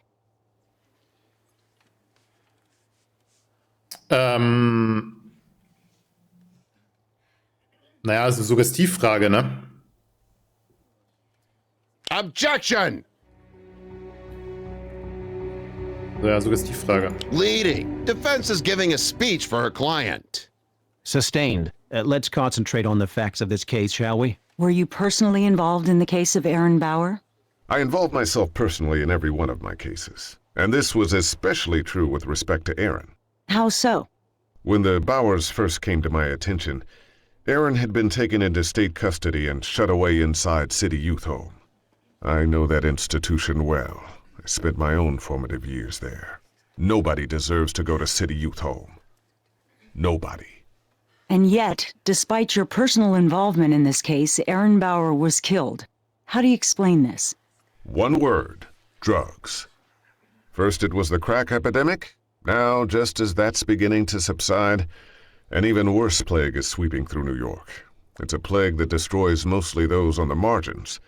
So it's easy for the rest of us to ignore. Do you have some ideas for addressing this problem?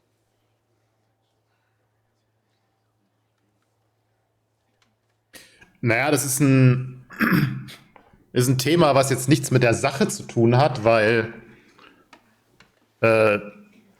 ob jetzt ein Drogenproblem in der Stadt ist und wie das gelöst werden kann, hat ja jetzt nichts mit dem Fall zu tun. Insofern ist es eher so ein bisschen... Objection. Ja, irrelevant. Irreführung der Jury ist es nicht, irrelevant. Immaterial. The defendant is changing the subject. Sustained. Please strike that last statement from the testimony. New York City is not on trial here. Jenna Bauer lapsed back into addiction unbeknownst to you, although your caseworker visited her as recently as Christmas Day. I'm afraid that's correct. In spite of our vigilance, in spite of intensive therapy, the siren call of crystal meth proved too much for her. And once she began using again, she quickly became a danger to her son. How did she manage to pull the wool over your eyes? It's one of the most insidious aspects of the syndrome.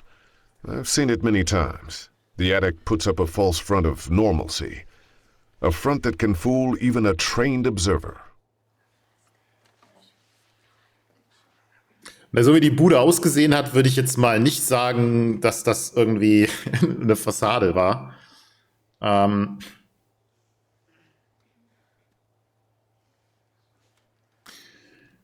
Das Dumme ist, also wir haben ja jetzt auch mit irrelevant und so plötzlich neue Einsprüche, die halt vorher nicht angekündigt waren. Deswegen ist jetzt so ein bisschen die Frage zu sehen, was jetzt hier als Optionen kommt. Es ist ein Einspruch vielleicht wegen Fachkenntnissen, weil das ist jetzt wieder so eine psychologische Bewertung und ich meine, dass er keine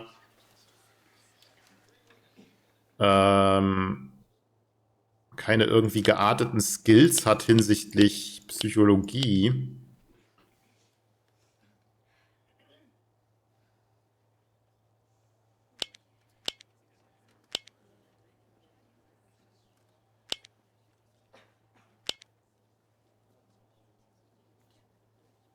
Direktor und hat ein Buch geschrieben.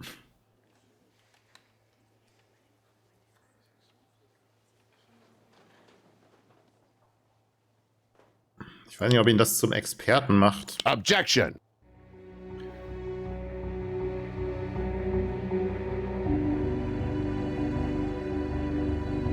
Fachkenntnisse. No expert standing. Your Honor, Dr. Montrose is director of a licensed welfare Ja, das habe ich agency. befürchtet. He holds a PhD in social work from Cornell. He is eminently qualified to comment on the behavior of addicts. Oh, von dem Doktortitel. Agreed. Objection overruled. One last question. Has this tragedy caused you to re-examine your practice? Naturally, we're thoroughly reviewing our procedures. We exist to serve our clients. The death of one impoverishes us all. Of course. Thank you, Dr. Montrose. Your witness, Mr. McCoy. Ja, er hat einen Doktortitel gehabt, aber wir haben nicht so richtig erfahren, glaube ich, worin er den Doktor hat. Obwohl man natürlich hätte vermuten können, weil er halt das Buch geschrieben hat und so, dass sie ihm deswegen dann da irgendwie das unterstellen. Außerdem ist er ja der Direktor da.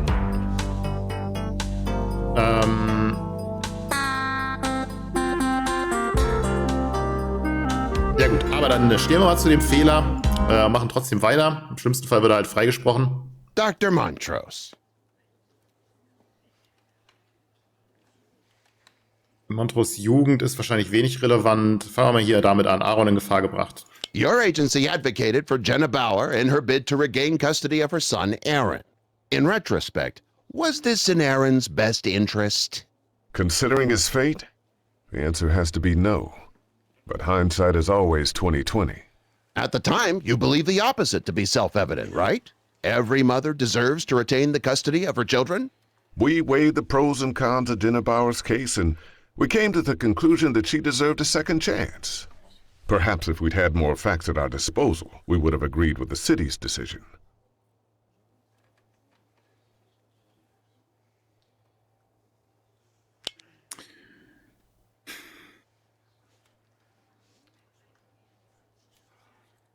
Ich meine, sie hatten mehr Informationen, weil sie hatten ja die ganze Akte mit der Vergangenheit, dem Tod des Vaters, dass der Vater schon mit Drogen zu tun hatte und so weiter. Also würde ich schon sagen, dass das so ein bisschen den vorherigen Sachen widerspricht. Also stimmt die Aussage mit den bisherigen Angaben überein? Nicht so richtig. Aber mit Montroses Angaben, das ist jetzt wieder so ein Ding, ne? Also es widerspricht den Fakten.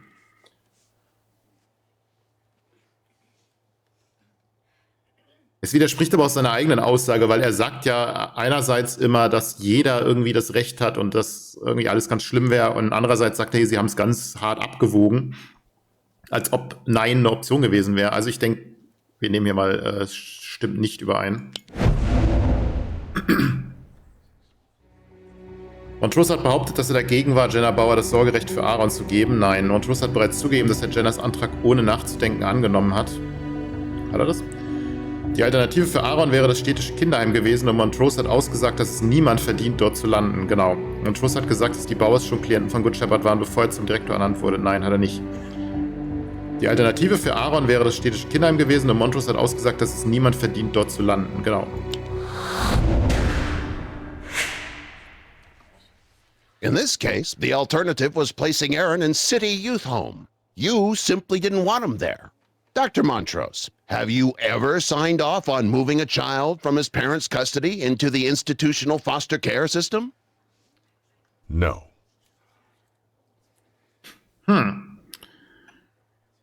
Das Buch, weiß ich nicht. Besuchsrichtlinien. Boah, weiß jetzt nicht so richtig, worauf sich das bezieht. Ist es, wann die Betreuer Kontrollbesuche machen, vielleicht? State guidelines for social welfare agencies mandate one home visit per month at the very least. You needn't lecture me. I'm well acquainted with state guidelines. Do you follow them? Yes, Mr. McCoy. We follow the state guidelines meticulously. Good Shepherd didn't have its own guidelines? No.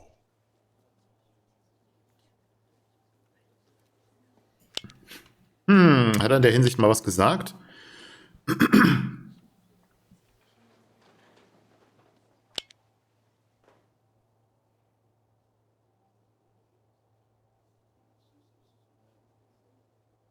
Ja, so ein bisschen indirekt hier, ne? Dass sie zu dem Schluss gekommen sind, eine zweite Chance zu verdienen und sich damit gegen die Entscheidungen gestellt haben. Aber das sind nicht unbedingt die Guidelines.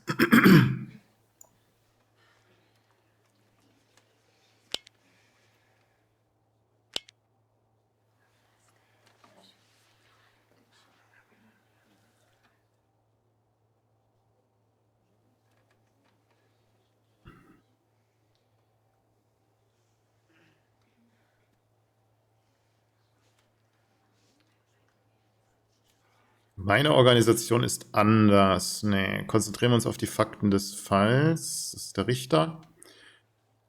Ich engagiere mich in jedem Fall persönlich.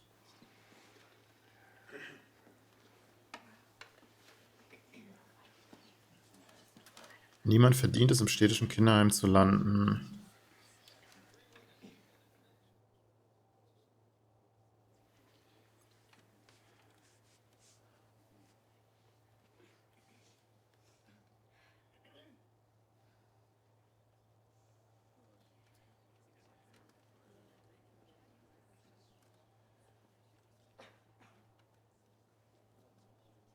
Wir unterziehen unsere Verfahrensweisen einer gründlichen Prüfung. Wir existieren, um unseren Klienten zu dienen.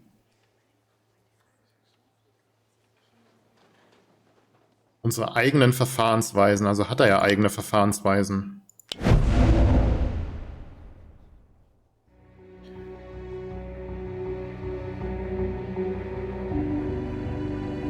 Montrose hat den Detectives gesagt, dass die Organisation ihre eigenen Richtlinien hat.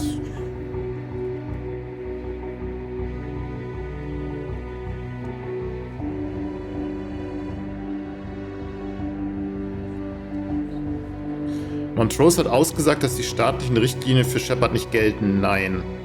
Verlagte gefundene Notiz über neue Richtlinien, wüsste ich auch nichts von. Die Sozialarbeiterin hat zugegeben, dass die Richtlinien bei Good Shepherd einfach aus dem Stegreif festgelegt werden. Nein, also ist es hier.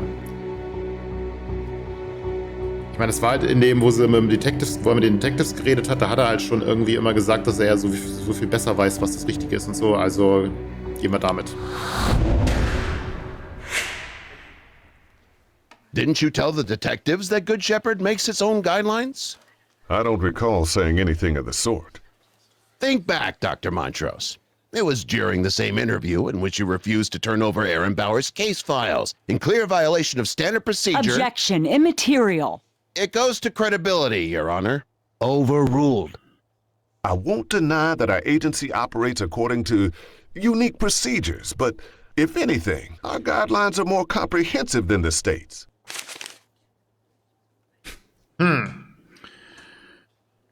Wohnung der Bauers. You've heard Detective Curtis's account of what he found in Jenna Bauer's apartment, and you've seen the pictures. Indeed I have. What can I say? Appalling. I had no idea until this very morning when my counsel showed me the pictures.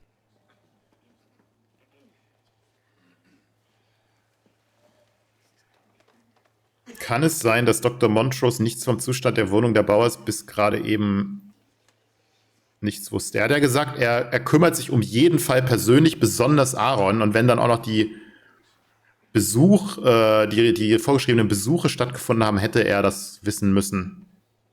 Also kann eigentlich nicht sein.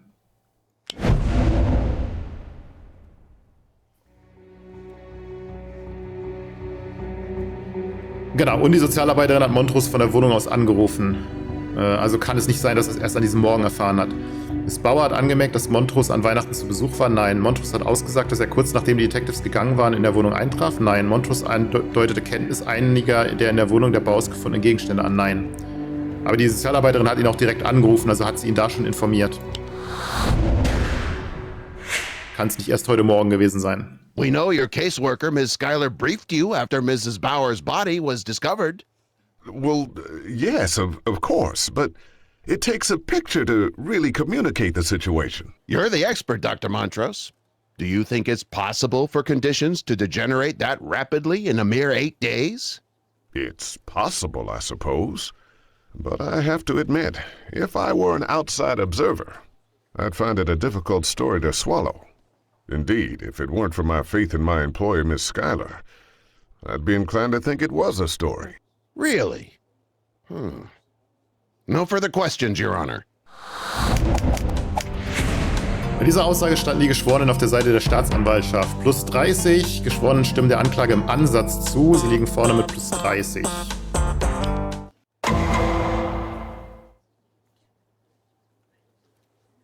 Defense calls Wanda Schuyler to the witness stand. Ja, ich glaube auch, dass Montrose ihr das jetzt alles this is difficult for you, Miss zuschieben will. Schuyler, Ja? but I want you to recall for us the moment you stepped into Jenna Bauer's apartment on January 1st. It was like stepping off a cliff, you know?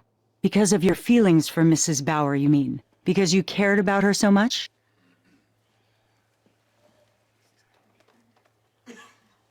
Das ist eine Suggestivfrage. Objection! Leading. Sustained. Would you say you had a personal connection with Aaron Bauer? Yes, I did. Aaron, he was a great kid.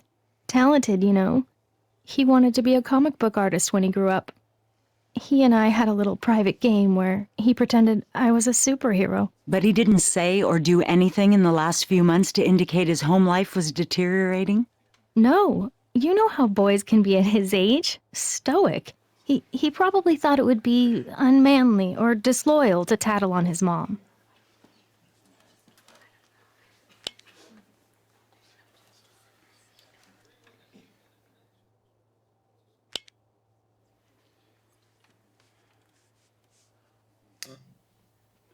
Er wollte Comic zeichnen. Wir hatten so ein kleines Spielchen, bei dem er so getan hat, als ob ich eine Superheldin wäre. Das heißt, Wonder Woman bezieht sich dann auf sie.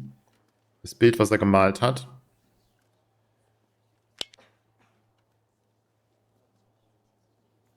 Hat in den letzten Monaten nichts gesagt oder getan, was darauf hingedeutet hätte, dass sich die Situation zu Hause verschlimmerte.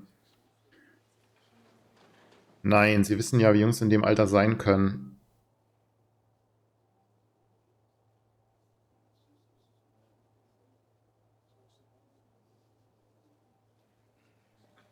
Ich meine, das Einzige ist, dass dieses vielleicht dachte er, es wäre unmännlich oder illoyal, ist halt Spekulation, ja. Die wissen ja nicht, was er gedacht hat.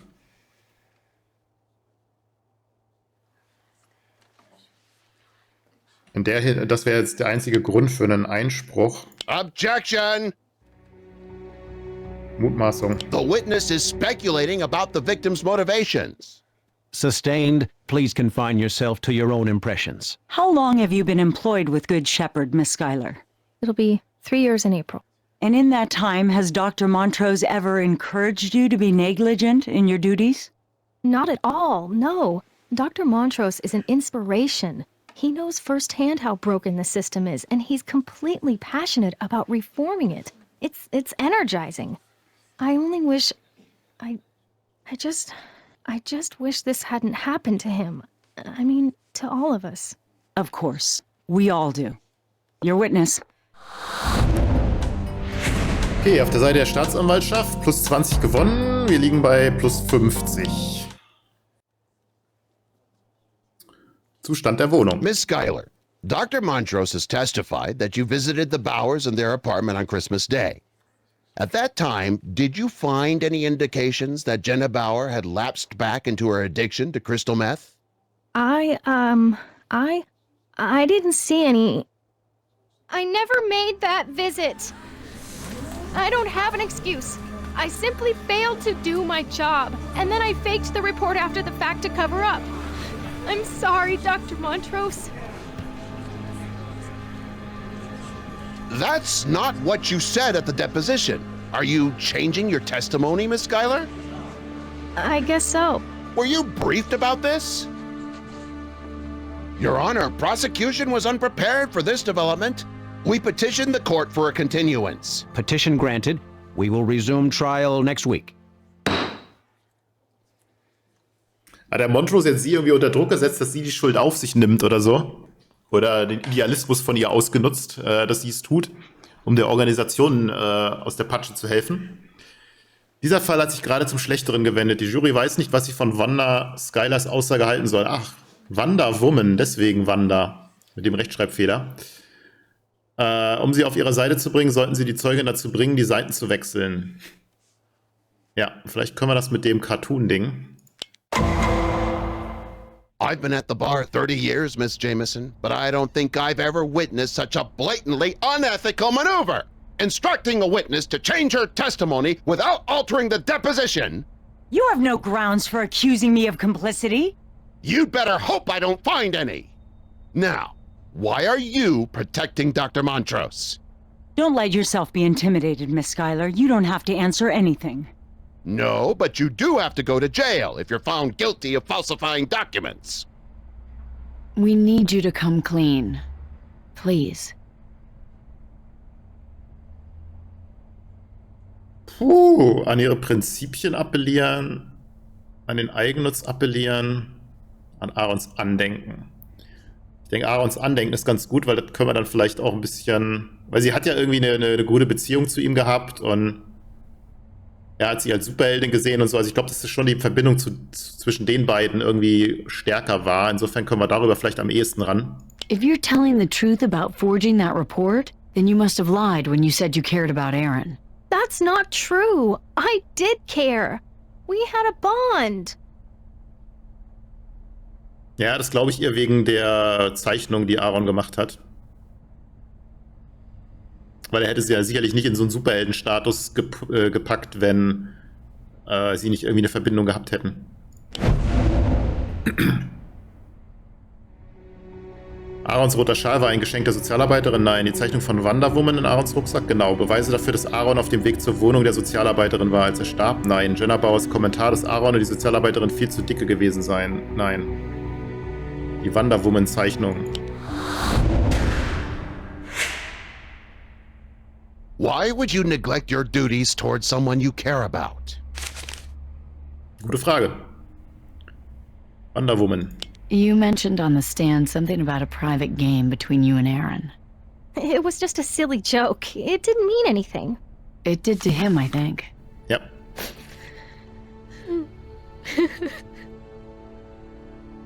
You were his hero, but you failed. You have to understand. Wanda, be quiet. I can't. You know I believe in Dr. Montrose, but I just can't. You'd better go. I represent you. Not anymore.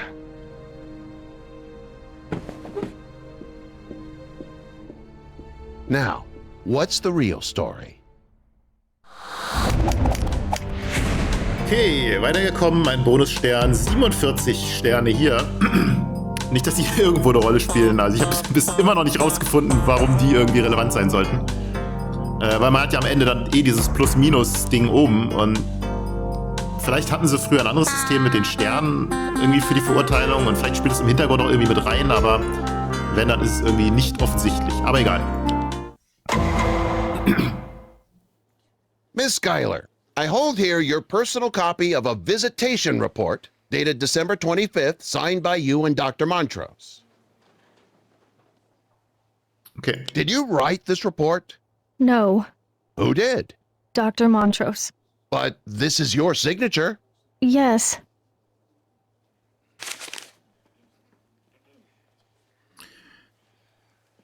Warum haben Sie unterschrieben? If you didn't write this report, why did you put your name on it? He said, Dr. Montrose told me the city wanted to use the Bauer tragedy as a pretext for legal action, taking over the agency. Putting my name on that document was the only way to save it.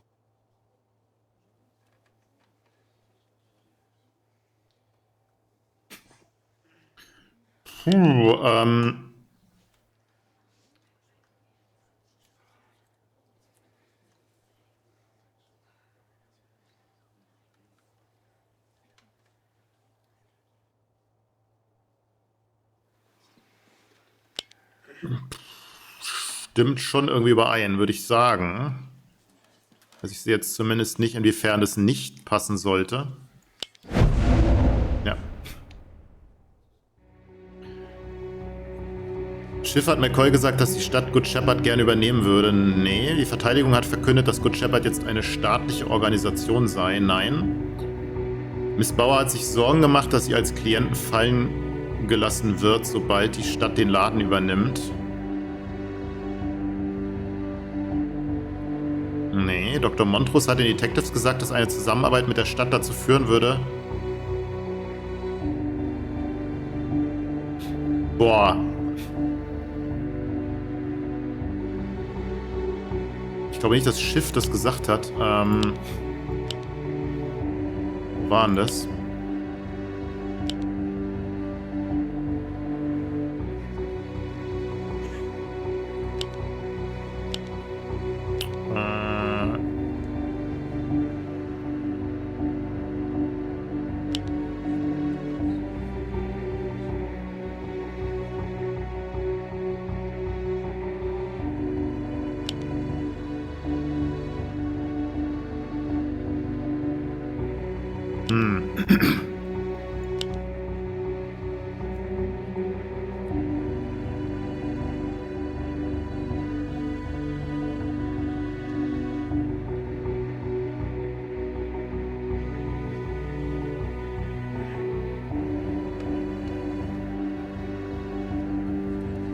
Vernachlässigung ist Teil unseres gegenwärtigen Wohlfahrtssystems. Ein Posten.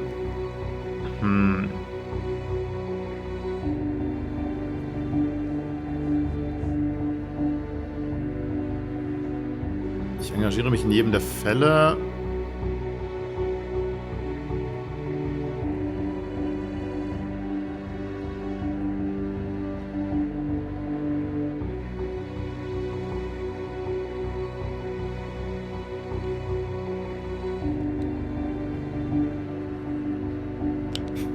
Nicht wirklich.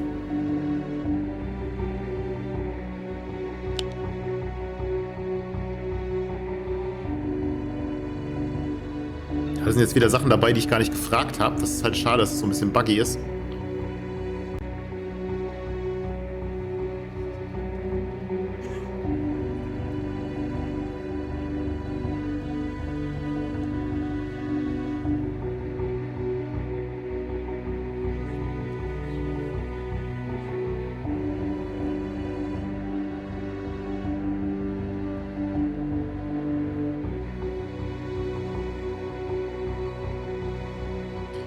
Okay, wo war das Gespräch zwischen...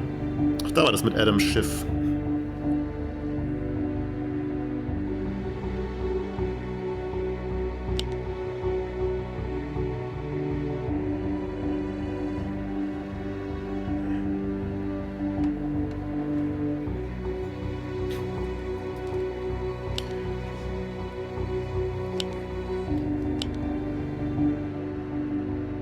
Genau, hier war das Gespräch mit den Detectives.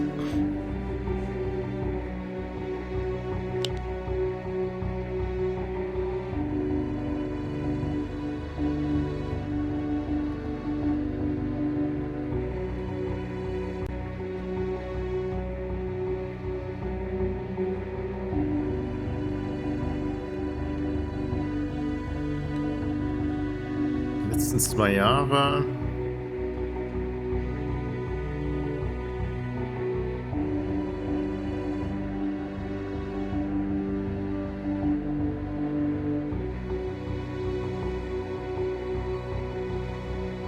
Good Shepherd existiert seit 1933 und wurde von den Schwestern der Dreifaltigkeitsklosters gegründet, doch ihre Gemeinschaft schwindet seit dem Zweiten Vatikanischen Konzil dahin. In den frühen 80ern wurde die Organisation, das ist aber die Geschichte, das haben wir ihn nicht gefragt.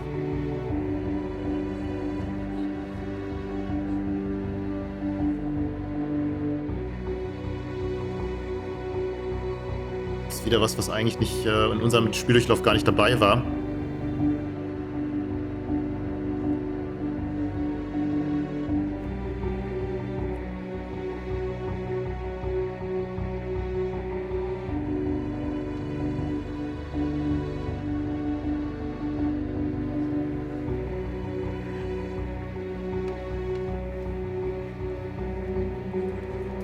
Tut mir leid, aber ich weiß, was passiert, wenn man mit der Stadt zusammenarbeitet. Angeblich prüfen sie nur, ob man staatliche Richtlinien befolgt, doch in Wahrheit ist es ein Vorwand für rechtliche Schritte. Man würde mir Good Shepherd, da haben wir's, man würde mir Good Shepherd liebend gerne wegnehmen.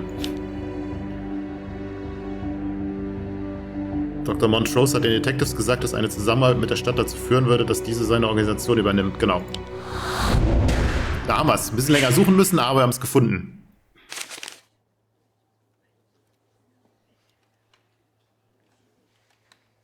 Wann haben Sie unterschrieben? Könnte relevant sein, wenn es erst nach dem Tod des Jungen passiert wäre. Deswegen hat er sich vielleicht auch gewehrt, die Akten rauszugeben, weil er sie erstmal noch fälschen musste.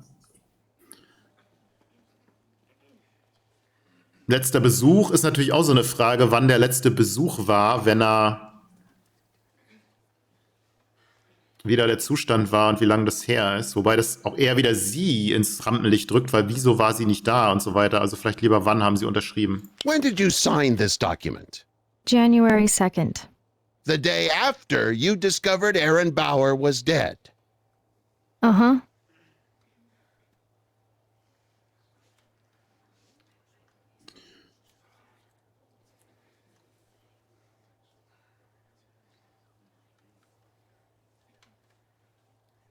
Der letzte Besuch ist so ein gefährliches Pflaster, ne? Wenn es in die Richtung geht, die wieder sie belastet, dieses warum war sie nicht da oder hat sie irgendwie Sachen nicht gemeldet oder so.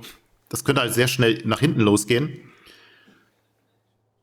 Dr. Montroses Beweggrund auf der anderen Seite ist, das kann uns wieder als Spekulation ausgelegt werden, weil was weiß sie über seine Beweggründe? Also nehmen wir vielleicht doch lieber den letzten Besuch.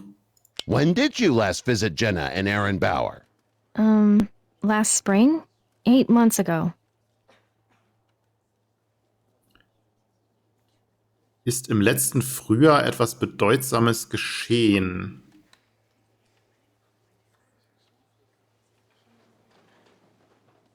Also 9 Monate vor der Tat.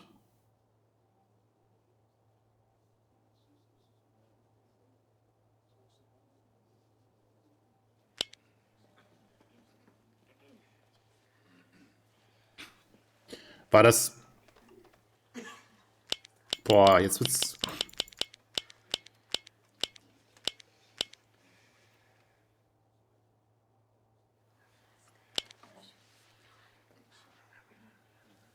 Was war das mit Tallis?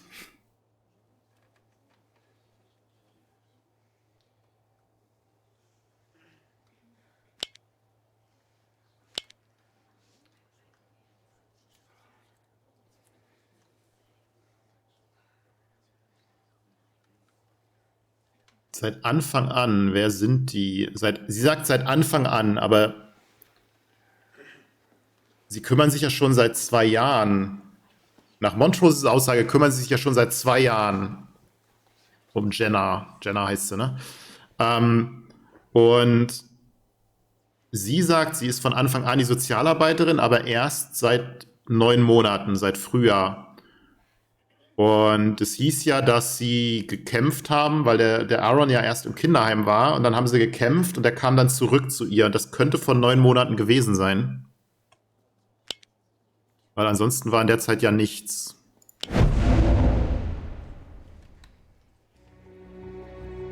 Die Bauers sind nach New York gezogen, das war vor 2 Jahren. Miss Tullis letzter Besuch in Manhattan. Ich glaube nicht, dass die was damit zu tun hat. Dr. Montrose' Buch wurde veröffentlicht.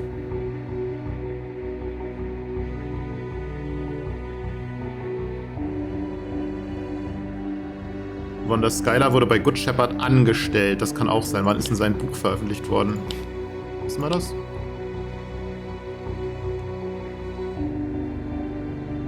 Aber spielt das eine Rolle, selbst wenn es so wäre?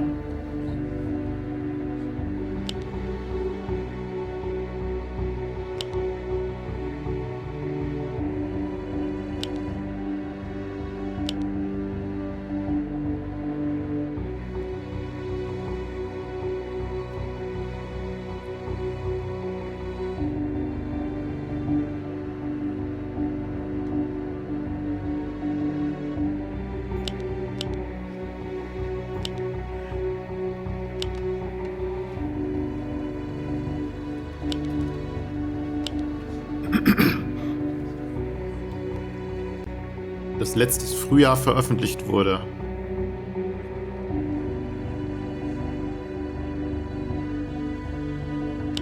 Also sein Buch wurde veröffentlicht im Frühjahr. Wann genau sie angestellt wurde, ist nicht ganz klar, aber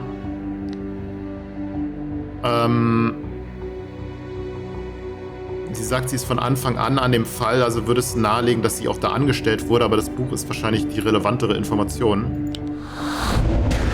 Ja. Just after Dr. Montrose's book was published. Yes, and that's when things started getting really crazy for all of us. We were flooded with new clients. There was no way we could keep up with them. And then one day, Dr. Montrose called us into his office and told us about his new early graduation program. Oh, lala. Was hat's denn damit auf sich? Tell us about Dr. Montrose's early graduation program. He said he determined that a number of our clients no longer needed our services. According to state guidelines. No, according to his own guidelines. He called them his early graduates. He mailed each of them a certificate and a one-time payment of $1,000 in exchange for... In exchange for them keeping quiet. Yes. Your witness. Die $1.000, die wir da gefunden haben. We need to talk. Bei dieser Aussage standen die Geschworenen auf der Seite der Staatsanwaltschaft. Sie haben mit plus 40 gewonnen. Die Geschworenen stimmen der Anklage im Ansatz zu. Sie liegen vorne mit plus 50. Ready to cut a deal? My fate is immaterial, Mr. McCoy. My sole concern is to keep the reform movement from falling apart. Very noble. Yeah, what are right. you proposing? Dr. Montrose pleads to negligence and serves a 12-month probation. He agrees to step aside and allow an acting director to run Good Shepherd for the length of the term. Oh, what an example of self-sacrifice that is. I've got a better idea, Dr. Montrose. Also nur eine Bewährungsstrafe ist echt lächerlich.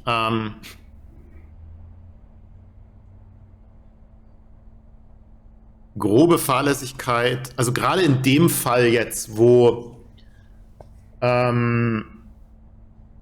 es quasi eine High-Risk-Geschichte war, ne? Also mit der ganzen Vorgeschichte, mit Drogen, mit dem Tod des Vaters und so weiter.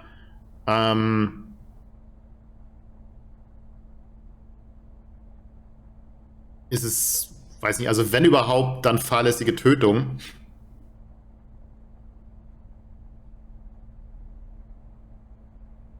Aber nur eine Gewährungsstrafe auf keinen Fall. Kein Deal ist ein bisschen riskant, weil wir haben plus 50% und das war wie in Folge 2. Das kann halt auch noch böse für uns nach hinten losgehen, dass er nicht verurteilt wird. Auf der anderen Seite nur eine Bewährungsstrafe, keine Chance. Grobe Fahrlässigkeit ist eigentlich auch zu wenig. wenn man die Umstände bedenkt. Also wenn überhaupt, dann fahrlässige Tötung. You plead to negligence and manslaughter, 2 consecutive 4-year terms, plus a $25,000 fine for forgery. Good Shepherd goes into court receivership. Just walk away? Permanently? Mr. McCoy, that agency is my mission. And maybe the time has come when that mission can be carried on more effectively by someone else. It's a good offer, Dr. Montrose. Think about it. Dr. Montrose has devoted his life to helping those who have been failed by the system. But some, sadly, are beyond help. And sometimes a good agency can be undone by the actions of one dishonest employee. If Wanda Schuyler hadn't failed to discharge her duties, and then compounded her failure with lies, might Good Shepherd have been able to save Jenna and Aaron Bauer? We'll never know. It's a bitter irony that a champion of reform should fail to spot the corruption among his own staff. He can be faulted, perhaps, for being too trusting, too optimistic about human nature. Surely this is no crime. But if my client is convicted of these charges, if he's sent to jail and his reform movement is crushed by the powers that be, it will be more than a crime. It will be an outrage. Ist natürlich Bullshit, weil es war ja nicht Wandas Fehler, sondern er hat sie ja quasi dazu, er hat sie ja befohlen, hat sie überlastet mit Arbeit und so weiter. Montrose ist ein Quälgeist mit destabilisierender Wirkung, das kommt nicht gut an. Montrose hat seine Klienten im Stich gelassen, auf jeden Fall. Vor Vormann sollte man sich hüten, ist vielleicht auch gefährlich. Montroses Agenda hat ihn blind gemacht, würde ich auch nicht sagen. Montrose ist in Panik geraten und hat seine Spuren verwischt, das wäre dann Stufe 2. Also Montrose hat seine Klienten im Stich gelassen. Dr. Montrose made his name arguing that our welfare system treats his clients like numbers. He proposed to treat them with dignity as individuals. His message resonated with millions, and he became famous. But the demands of celebrity caused him to neglect his own principles. In the end, his own clients were reduced to numbers. Numbers on checks. Alter, wieso bin ich denn hier runter? War das so effektiv, das Plädoyer? Das war so affig, das Plädoyer von der Verteidigung gerade. Da hätte ich mich ja nicht von beeindrucken lassen. Im Rahmen der Situation, aber gut.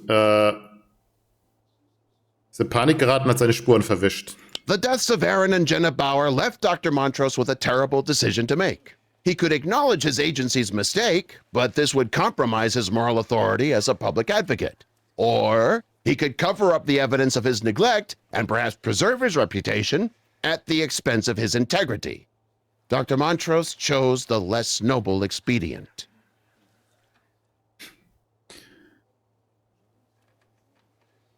Das sind beides so, das sind so Angriffe gegen ihn persönlich. Ich glaube nicht, dass es gut ankommt. Agenda hat ihn blind gemacht. Children belong with their parents. This is a sentiment that resonates with us, and we can be grateful that Dr. Montrose's advocacy has helped push our welfare system to take the claims of parents more seriously. But not every individual case conforms to the ideal. In the case of Jenna and Aaron Bauer, the defendant's ideals blinded him to the realities of the case and led him to make a serious error. What causes people to commit crimes of gross negligence? I've run across many motives in my day: resentment, greed, indifference, callousness. Dr. Montrose is motivated to make the world a better place. His good intentions, it seems, have blinded him to the evil he has perpetrated. That's what makes him a tragic figure and a dangerous one. And that's why it's so imperative that justice be done. Have you reached a verdict? We have, Your Honor. In the case of gross negligence, we find the defendant, Stefan Montrose, guilty as charged. Na Gott sei Dank. In the case of manslaughter... Another victory for truth and justice. Is it? Good Shepherd will go into receivership, and before long it'll be just another child welfare agency. Montrose was a fraud, Jack. He got what he deserves. But does his movement deserve to die? How many parents are going to lose their kids as a result of this decision? Hey, it's not our job to second guess. Our job is to call them as we seize them and trust that it'll all work out in the end. Come on, let's get a drink. Allison, you look great. I feel great. I've even been running again. Where's Detective Curtis? His daughter's birthday tonight. So I'm guessing your recovery is going better than the last time we talked. Last time we talked, I was in a coma. I've been seeing a hypnotherapist, of all things. Anything jog your memory? Sorry, I was terrible. No, I do remember running with Harrison.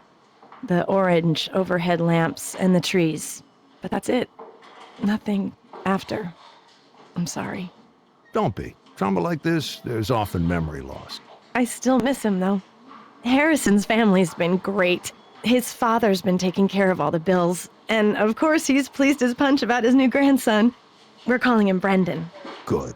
We sort of wondered if the surprise grandbaby might be a problem. Not at all. So we weren't married. So we were in high school. Things like this teach you. That stuff doesn't matter. Grandpa Bedford loves that boy to death. Any more thoughts on who would have wanted to kill Harrison? No. Everyone loved him. You really think someone targeted him? In the papers, they just call it a thrill kill. Yeah. Don't believe everything you read. Well, thanks for everything, Detective. I'm sorry I can't help more. Take care, Allison. Ja, da wird es im großen Finale in Folge 7 dann wohl um die Joggermorde gehen. Jetzt immer wieder Andeutungen. Na gut, aber sehr schön, dass wir den Montrose zumindest bekommen haben. Ärgert mich immer noch so ein bisschen, dass wir den in Folge 2 nicht gekriegt haben, aber gut, sei es drum. Ja, dann war's das für dieses Mal mit Episode 4 und beim nächsten Mal geht's hier weiter. Bis dahin.